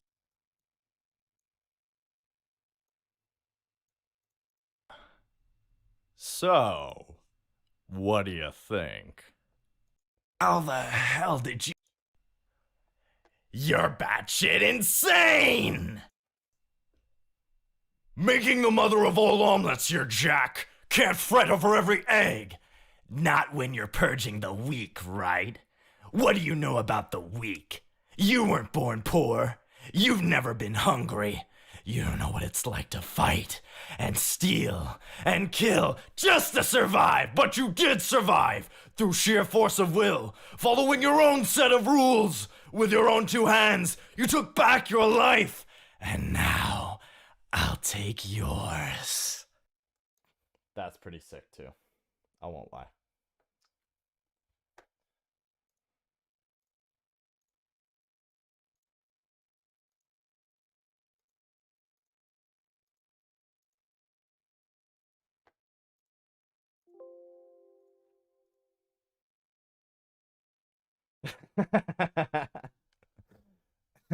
Yeah.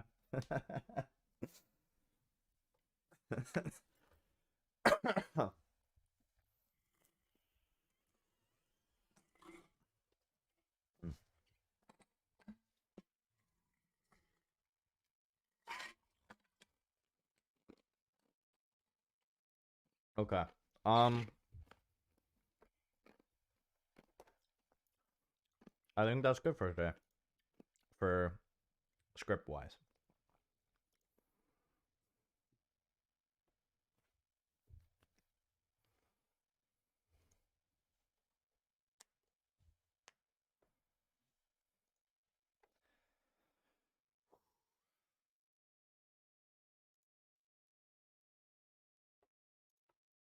Let me just make sure it exported properly here. What? Politician. Start the economy. Ugh.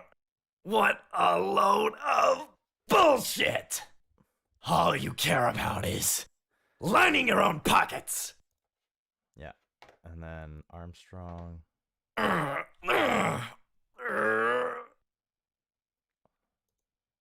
Power and justice are back where they belong, in the hands of the people! Yeah, I agree. I think that would be a good one to have in my repertoire. All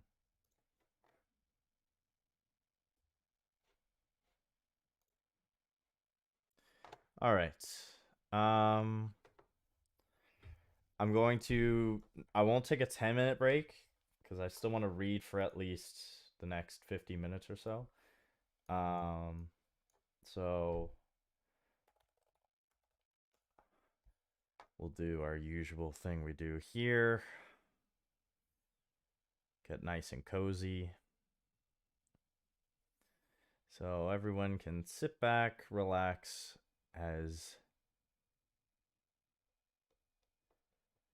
I will read to you for the next just under an hour or so. We haven't done this one yet. So I will be right back with some water and I'll read to you guys.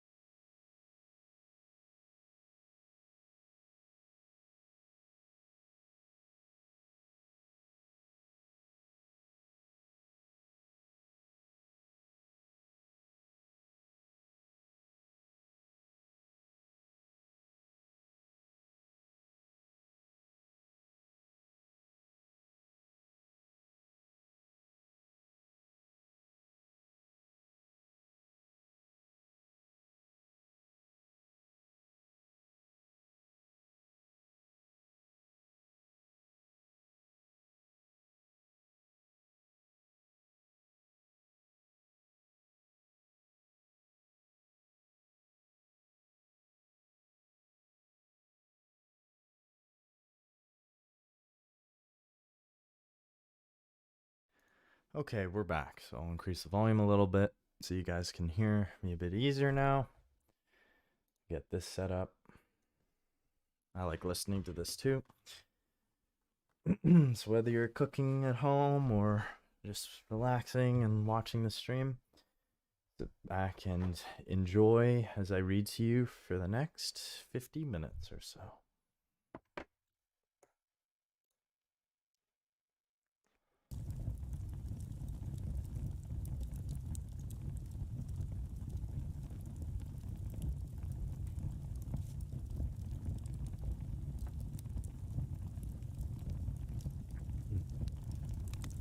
All right.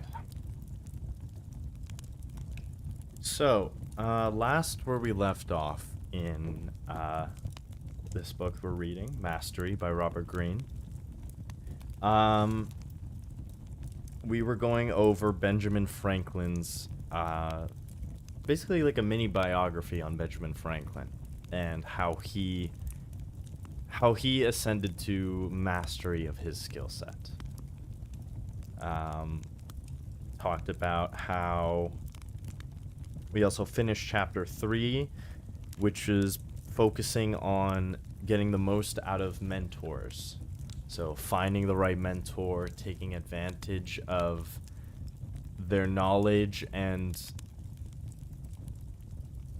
also taking advantage of the ability to ask them to push you to do better, to be open to feedback, and how it's important to do all of this in order to obtain true mastery of whatever skill or field you're trying to accomplish. You have to have some kind of mentor.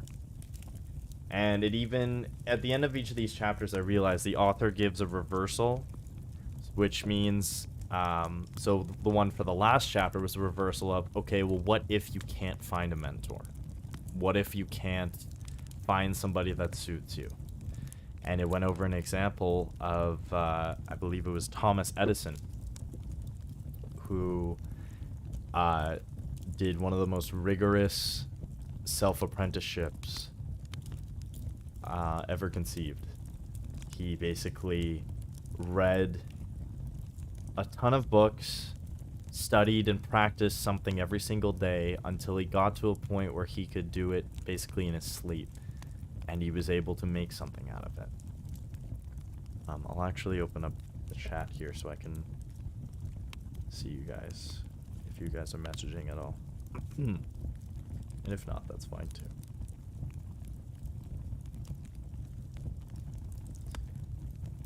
So let me open this up here.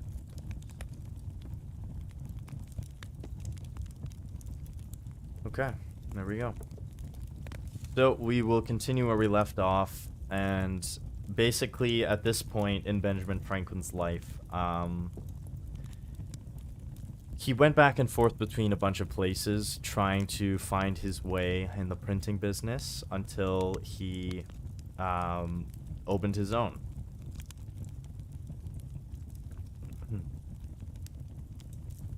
So we will continue where we left off with that.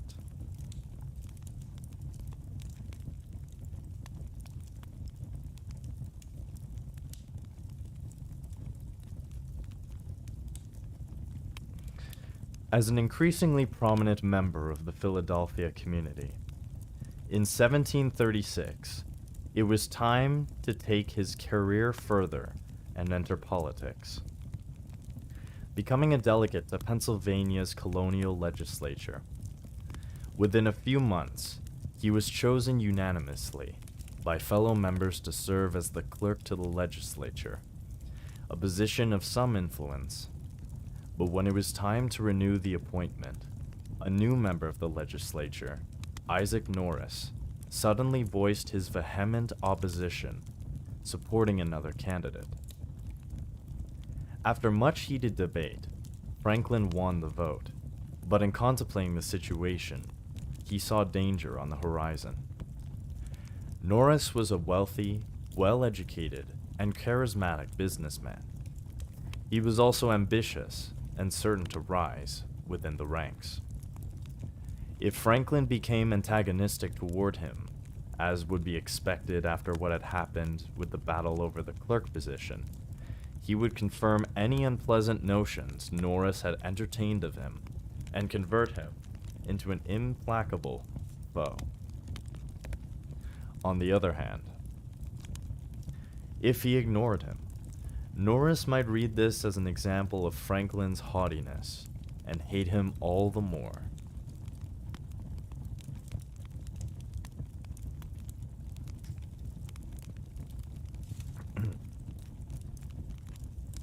To some, it might seem to be the strong and manly thing, to go on the attack and fight back, proving he was not someone to mess with. But would it not be infinitely more powerful to work against Norris's expectations and subtly convert him into an implacable ally, or implacable ally, sorry. And so Franklin went to work.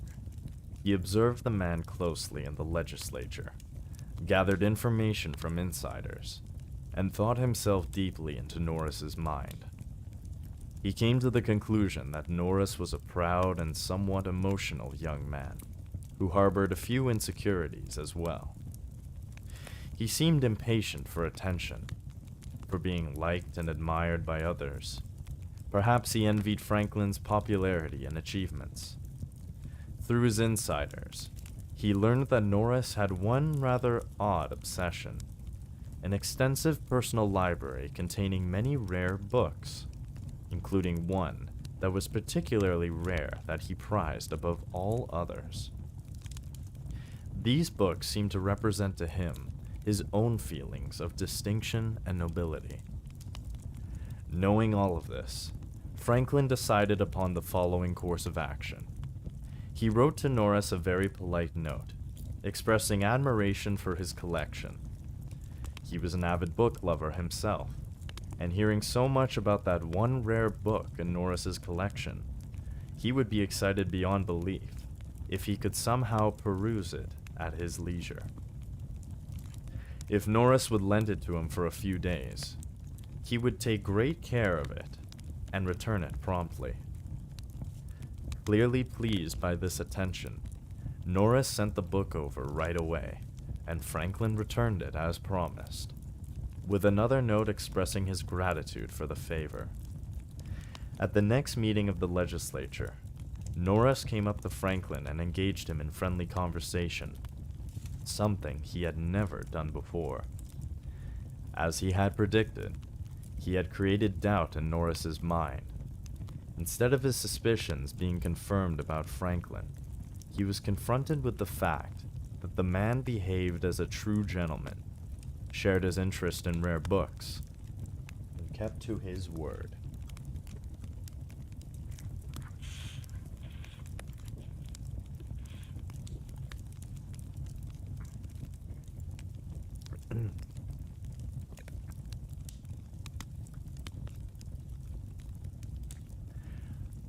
How could he continue to harbor bad feelings without wondering about himself and why he had sent the book? Playing on Norris's emotional nature, Franklin shifted his feelings from antagonism to warmth. They became close friends, and then staunch political allies to the end of their careers. Franklin would go on to practice similar magic on many of his future political foes.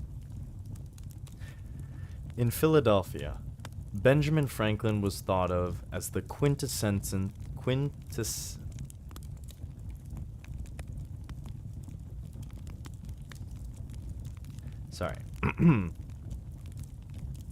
In Philadelphia, Benjamin Franklin was thought of as the quintessence of the trustworthy merchant and citizen. Like his fellow townsfolk, he dressed plainly. He worked harder than anyone they knew. He never frequented bars or gambling houses, and he had a folksy and even humble manner. His popularity was almost universal, but in the last public chapter of his life, he acted in a way that seemed to indicate that he had changed and lost his common touch. In 1776, a year after the outbreak of the War of Independence, Benjamin Franklin, now a distinguished political figure, was dispatched to France as a special commissioner to obtain arms, financing, and an alliance. Soon stories spread throughout the colonies of his various intrigues with French women and courtesans, and of his attendance at lavish parties and dinners, much of which was true. Prominent politicians such as John Adams accused him of becoming corrupted by the Parisians. His popularity among Americans plummeted, but what the critics and public did not realize, that wherever he went, he assumed the look, the outward morals, the behavior of the culture at hand, so that he could better make his way. Desperate to win the French over to the American cause, and understanding their nature quite well, he had transformed himself into what they had wanted to see in him, the American version of the French spirit and way of life. He was appealing to their notorious narcissism. All of this worked to perfection. Franklin became the beloved figure to the French, and a man of influence within their government. In the end, he brokered an important military alliance and gained the kind of financing nobody else could have wrestled from the stingy French king. This final public act in his life was not an aberration, but the ultimate application of his social rationality. Keys to mastery. You must allow everyone the right to exist in accordance with the character he has, whatever it turns out to be, and all you should strive to do is to make use of this character in such a way as its kind of nature permits, rather than to hope for any alteration in it, or to condemn it offhand for what it is. This is the true sense of the maxim, live and let live. To become indignant at people's conduct is as foolish as to be angry with a stone because it rolls into your path. And with many people, the wisest thing you can do is to resolve to make use of those whom you cannot alter. Arthur Schopenhauer. We humans are the preeminent social animal. Hundreds of thousands of years ago, our primitive ancestors developed complex social groupings. To adapt to this, they evolved mirror neurons, see introduction, page 7, which were more refined and sensitive than those of other primates. This meant that they could use these mirror neurons not only to imitate those around them, but also to imagine what others might be thinking and feeling, all on a pre-verbal level. Such empathy allowed for a higher degree of cooperation. With the invention of language and the reasoning powers it brought them, our ancestors could take this empathetic ability further, seeing patterns in people's behavior and deducting their motivations. Over the years, these reasoning skills have become infinitely more powerful and refined. In theory, all of us today possess the natural tools: empathy, rational thinking, theory. Rational thinking, to have a supreme understanding of our fellow humans. In practice, however, these tools remain mostly undeveloped, and the explanation for this can be found in the peculiar nature of our childhood and our extended period of dependency. I'm just going to turn the light on. It's getting a little hard to read with the lighting here.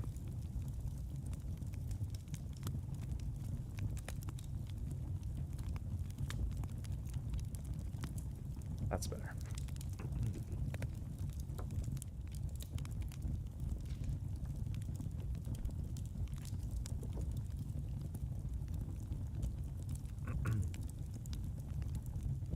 Compared to other animals, we humans enter the world remarkably weak and helpless.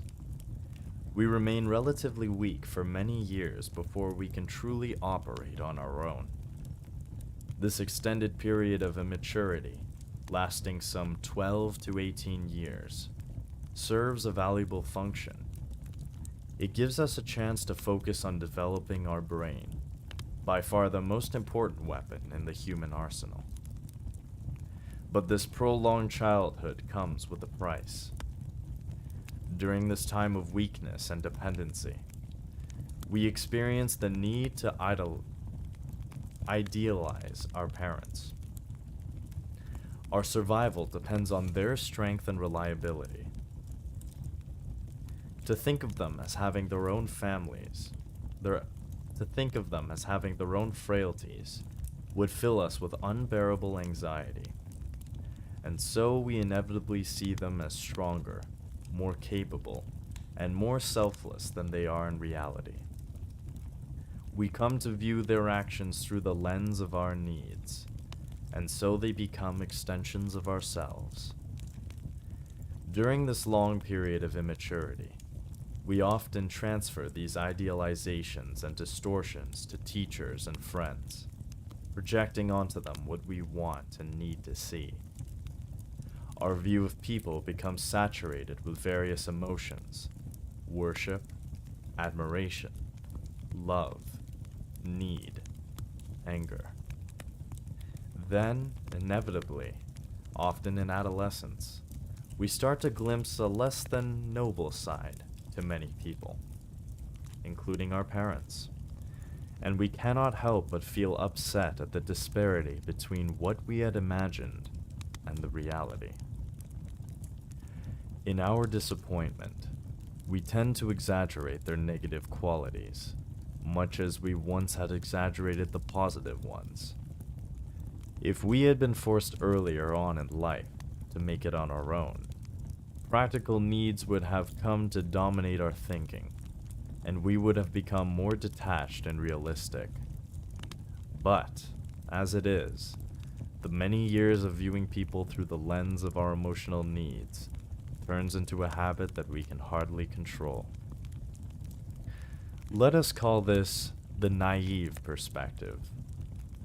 Although it is natural to have such a perspective because of the unique character of our childhood, it is also dangerous because it envelops us in childish illusions about people, distorting our view of them. We carry this perspective with us into the adult world, into the apprenticeship phase. In the work environment, the stakes are suddenly raised. People are no longer struggling for good grades or social approval, but for survival. Under such pressure, they reveal qualities of their characters that they normally try to conceal. They manipulate, compete, and think of themselves first.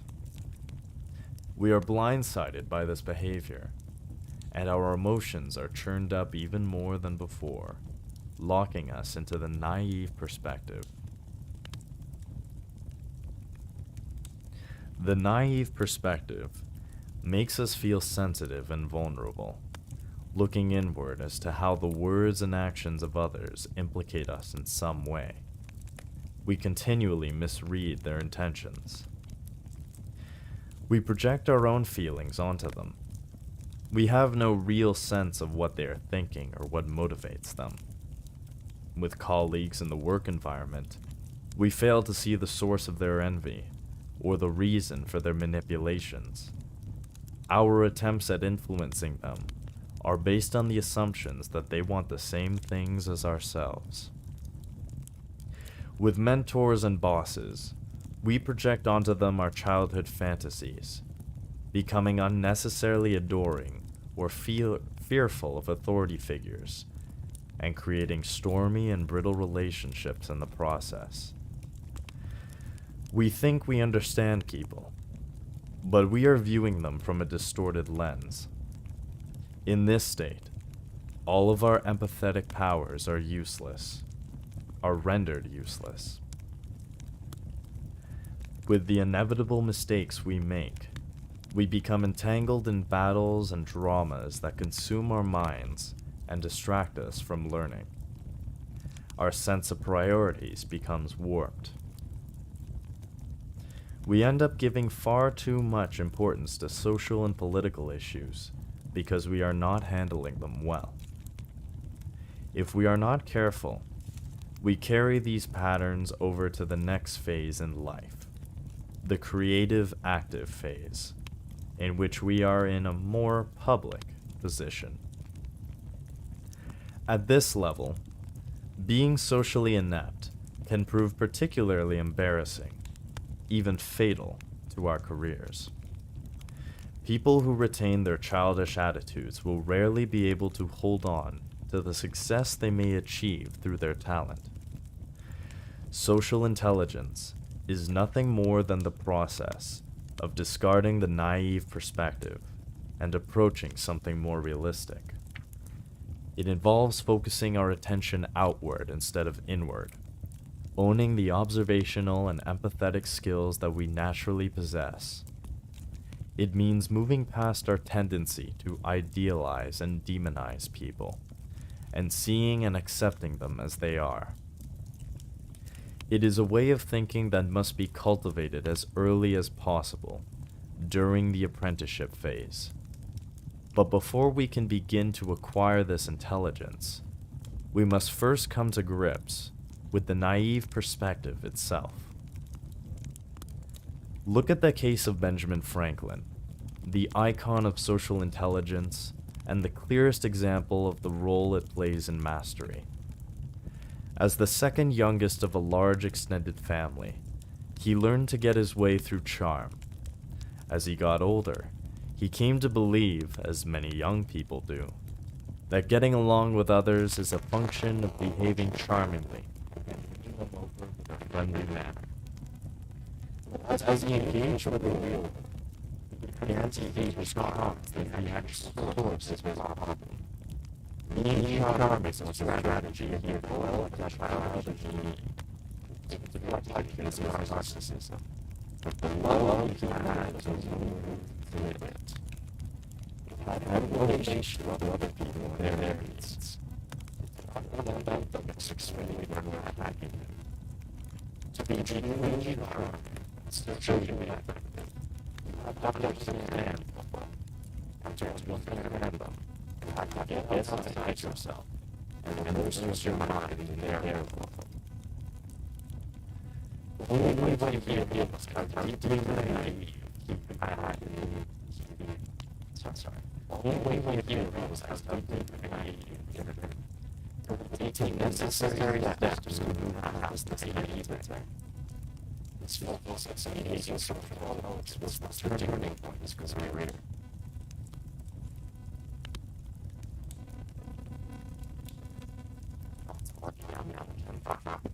One second, sorry. Sorry.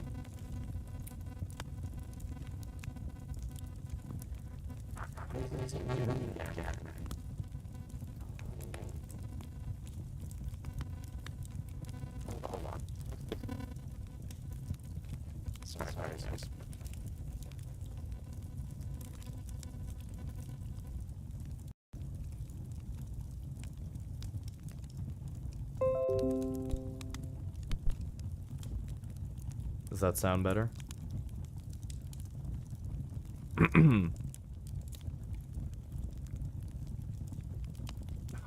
Was in Miami. Does that sound okay now?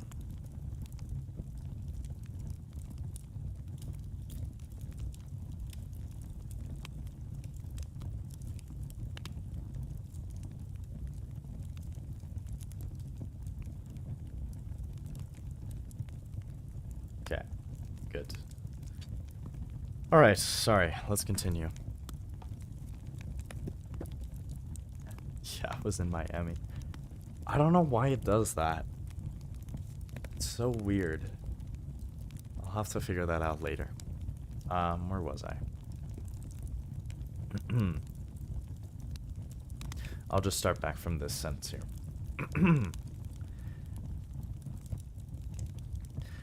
Only when he realized how deeply naive he had been could he take the necessary steps to move past this naivete.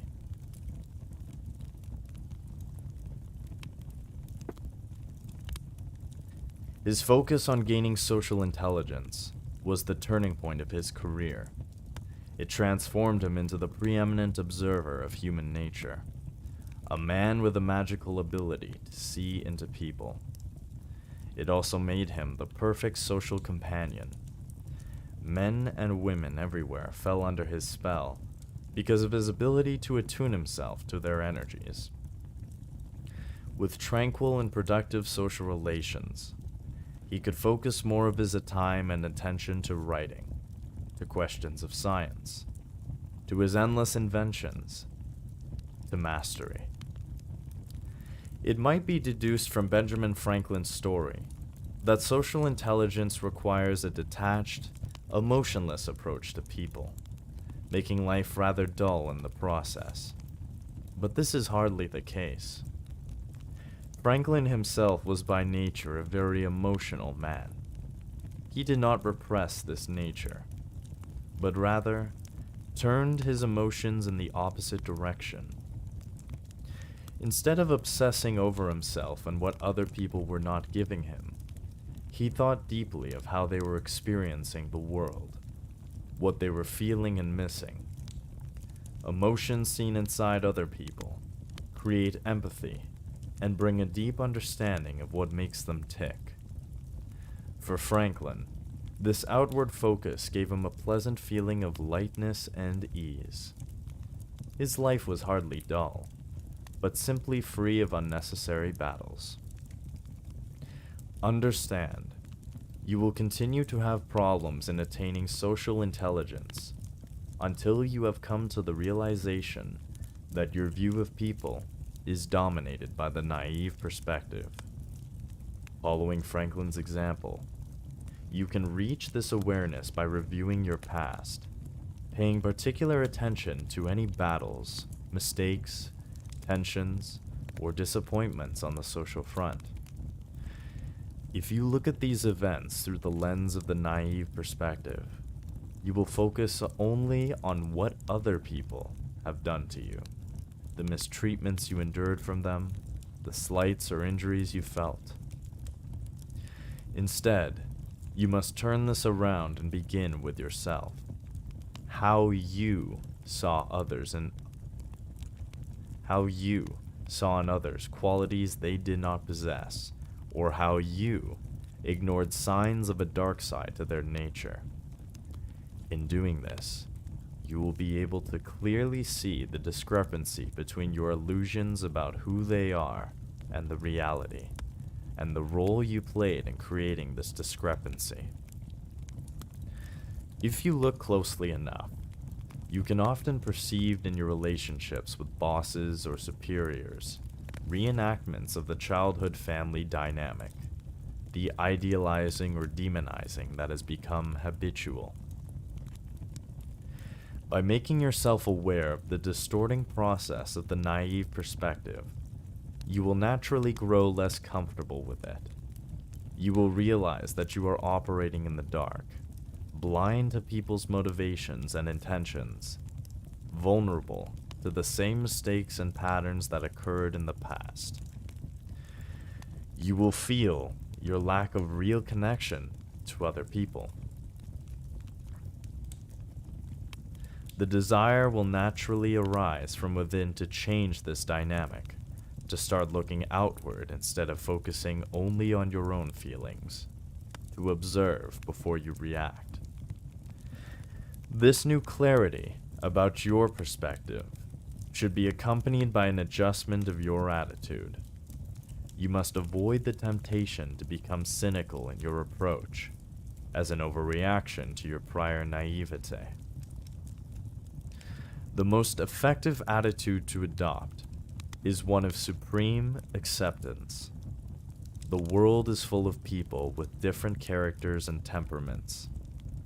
We all have a dark side, a tendency to manipulate, and aggressive desires. The most dangerous types are those who repress their desires or deny the existence of them, often acting them out in the most underhanded ways. Some people have dark qualities that are especially pronounced. You cannot change such people at their core, but must merely avoid becoming their victim. You are an observer of the human comedy, and by being as tolerant as possible, you gain a much greater ability to understand people and to influence their behavior when necessary. With this new awareness and attitude in place, you can begin to advance in your apprenticeship in social intelligence. Oh, excuse me. This intelligence consists of two components, both equally important to master. First, there is what we shall call specific knowledge of human nature, namely, the ability to read people, to get a feel for how they see the world, and to understand their individuality.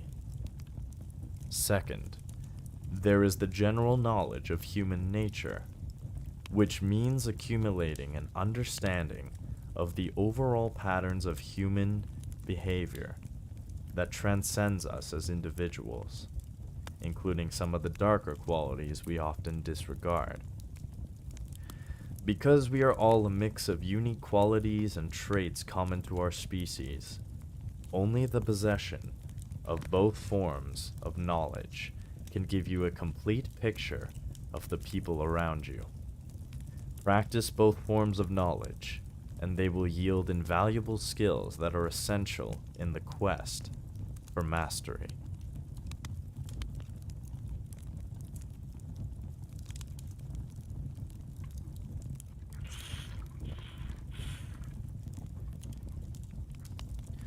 How are we looking for time? Let's see. Oh, we've got about 15 minutes left. We'll keep going. Specific knowledge. Reading people.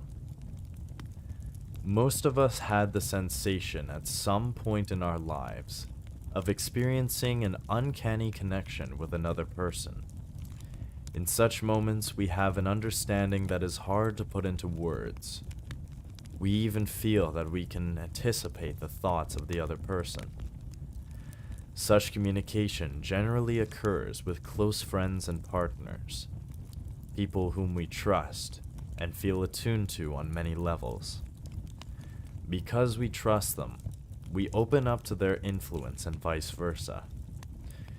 In our normal state, we are often nervous, defensive, and self-absorbed, and our minds are turned inward. But in these moments of connection, the internal monologue is shut off, and we pick up more cues and signals from the other person than usual. What this means is that we are not inward directed, but attending more deeply to another person. We gain access to forms of communication that are largely non-verbal in nature, and quite effective in their own way. We can imagine that our primitive ancestors, needing to cooperate on a high level, yet not experiencing the kind of interior monologue that comes with words, possessed an incredibly powerful sensitivity to the moods and feelings of others within the group, bordering on telepathy. This would be similar to what other social animals possess, but in this case, this sensitivity would have been heightened by our ancestors' ability to place themselves in the minds of others. The intense, non-verbal connection we experience with those we are close to is clearly not appropriate in a work environment. But to the degree we open ourselves up and direct our attention outward to other people, we can access a part of the sensitivity that our ancestors had and become much more effective at reading people. To begin this process, you need to train yourself to pay less attention to the words that people say and greater attention to their tone of voice, the look in their eye, their body language, All signals that might reveal a nervousness or excitement that is not expressed verbally. If you can get people to become emotional, they will reveal a lot more. Cutting off your interior monologue and paying deep attention, you will pick up cues from them that will register with you as feelings or sensations. Trust these sensations. They are telling you something that you will often tend to ignore because it is not easy to verbalize. Later, you can try to find a pattern to these signals and attempt to analyze what they mean. On this non-verbal level, it is interesting to observe how people behave around those in positions of power and authority. They will tend to reveal an anxiety, a resentment, or a sycophantic falseness that betrays something essential about their psychological makeup, something that goes back to their childhoods and that can be read in their body language. When you drop your defense mechanisms and pay deep attention to others, you will need to lower your guard and open yourself up to their influence as well. But as long as your emotions and empathy are directed outward, excuse me, you will be able to establish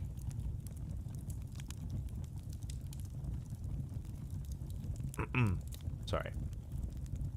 But as long as your emotions and empathy are directed outward, you will be able to detach yourself when necessary and analyze what you have gleaned. Resist the temptation to interpret what they say or do as somehow implicitly involving you. This will cause you to turn your thoughts inward and close off the immediacy of the connection. As an exercise, after you have known people for a while, try to imagine you are not forgiven. No, Robert, please. As an exercise, after you have known people for a while, try to imagine that you are experiencing the world from their point of view, placing yourself in their circumstances and feeling what they feel. Look for any common emotional experiences. Excuse me. Look for any common emotional experiences, a trauma or difficulty you've had. For instance, that resembles in some way what they are going through. Reliving a part of that emotion can help you begin the identifying process. The goal is not to literally inhabit their mind, which is impossible, but to practice your empathetic powers and gain a more realistic appraisal of their worldview. Being able to place yourself to any degree in the mindset of others is a brilliant means of loosening up your own thought process, which will tend to get locked into certain ways of seeing things. Your ability to empathize with others is related to the creative process of feeling your way into the subject you are studying. This intuitive form of reading people becomes more effective and accurate the more you use it, but it is best to combine it with the other, more conscious forms of observation. For instance, you should take particular note of people's actions and decisions. Your goal is to figure out the hidden motives behind them, which will often revolve around power. People will say all kinds of things about their motives and intentions. They are used to dressing things up with words. Their actions, however, say much more about their character, about what is going on underneath the surface. If they present a harmless front, but have acted aggressively on several occasions, give the knowledge of that aggression much greater weight than the surface they present. In a similar vein, you should take special note of how people respond to stressful situations. Often, the mask they wear in public falls off in the heat of the moment. When looking for cues to observe, you should be sensitive to any kind of extreme behavior on their part. For instance, a blustery front, an overly friendly manner, a constant penchant for jokes. You will often notice that they wear this like a mask to hide the opposite, to distract others from the truth. They are blustery because they are inwardly very insecure. They are overly friendly because they are secretly ambitious and aggressive. Or they joke to hide a mean-spiritedness. A mean-spiritedness.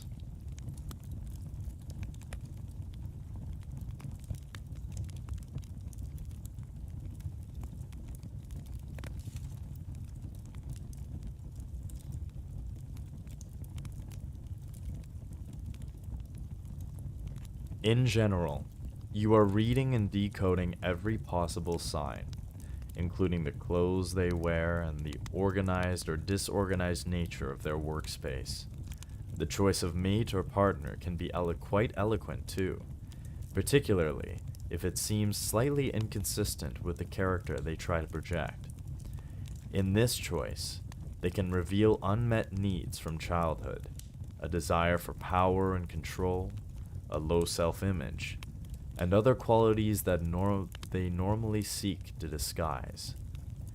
What might seem like small issues, chronically being late, insufficient attention to detail, not returning any favors on your part, are signs of something deeper about their character. These are patterns you must pay attention to. Nothing is too small to notice.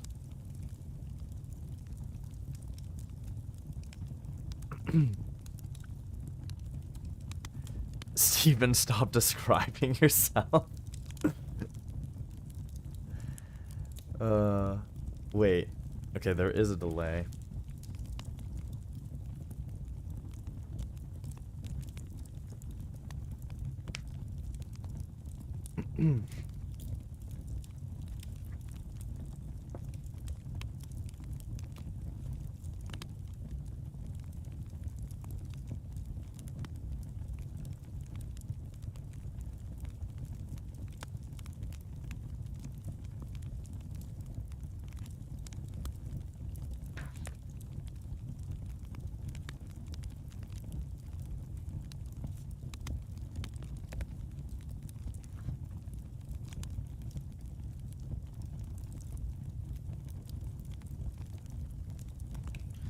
Oh, damn, Ed, you haven't liked the stream yet? What's going on, man?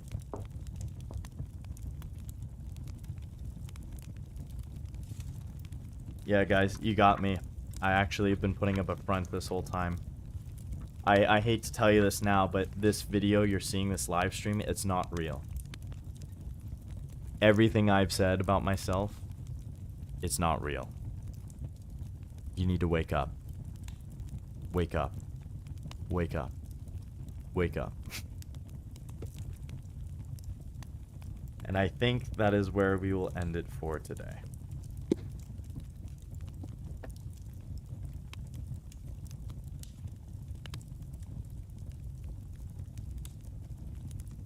Oh, we've got a few minutes left.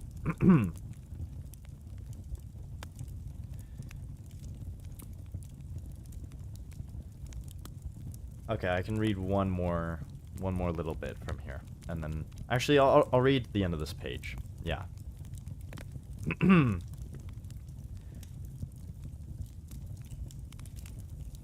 Oh, it's Bannerman C4's ass. My bad, I was beating Donkey Kong ass in Mario Kart. Ass monkey. Yeah, that's valid.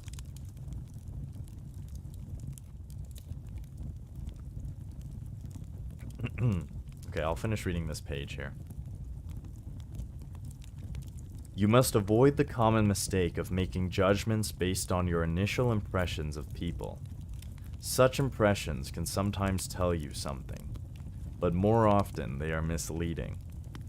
There are several reasons for this. In your initial encounter, you tend to be nervous, less open, and more inward. You are not really paying attention. Furthermore, people have trained themselves to appear a certain way. They have a persona they use in public that acts like a second skin to protect them. Unless you are incredibly perceptive, you will tend to mistake the mask for the reality. For instance, the man you judge to be so powerful and assertive may be merely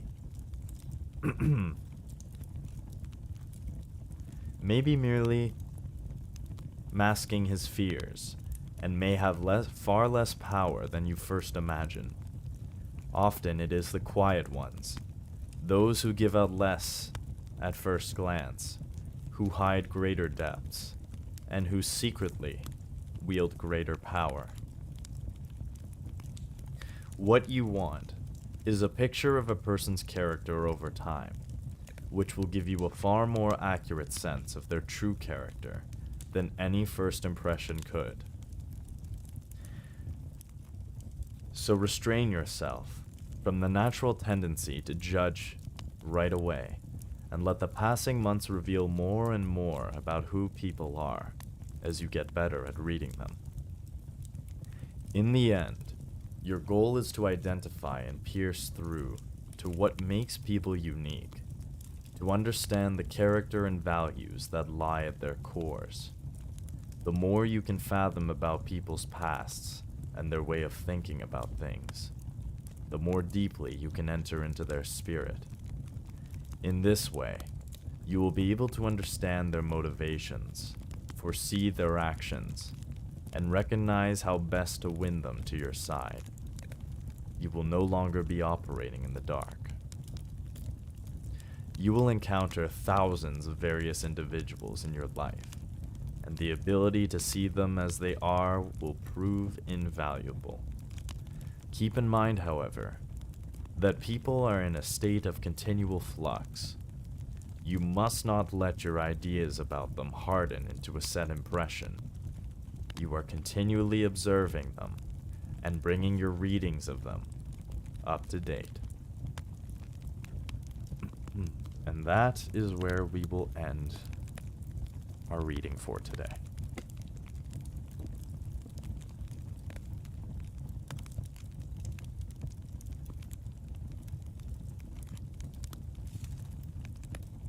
Destroying Donkey Kong in Mario Kart Eddie.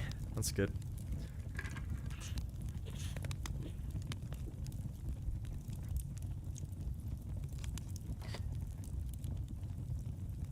Alright, well, we are just past the 3-hour mark, so I think this is a good place to end the stream. Thank you very much to everybody that tuned in. I hope you guys all enjoyed the stream and the scenes and the reading and everything. There's a bunch more shorts on the way. There's like, I think by today there's like 7 more queued up on the way, 7 or 8 more that are good. So stay tuned for that. I still have to do 100 subscriber special video, so I have to put that together when I have some time. Hope maybe on Friday I can do that. We'll see. And yeah, so thank you again, and hope you guys have a great rest of your day. And I'll see you all tomorrow morning at 9 a.m. Hopefully I don't sleep past my alarm. So until then, take care and have a great rest of your day. Big up, Steven. The growth is nuts. Thank you, man. I appreciate it. I appreciate that, Rob. That means a lot.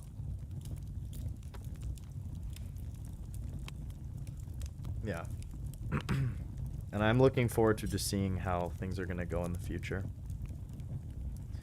It's only been a month and a half now, just about, since I've started all this. And tomorrow is part 25 of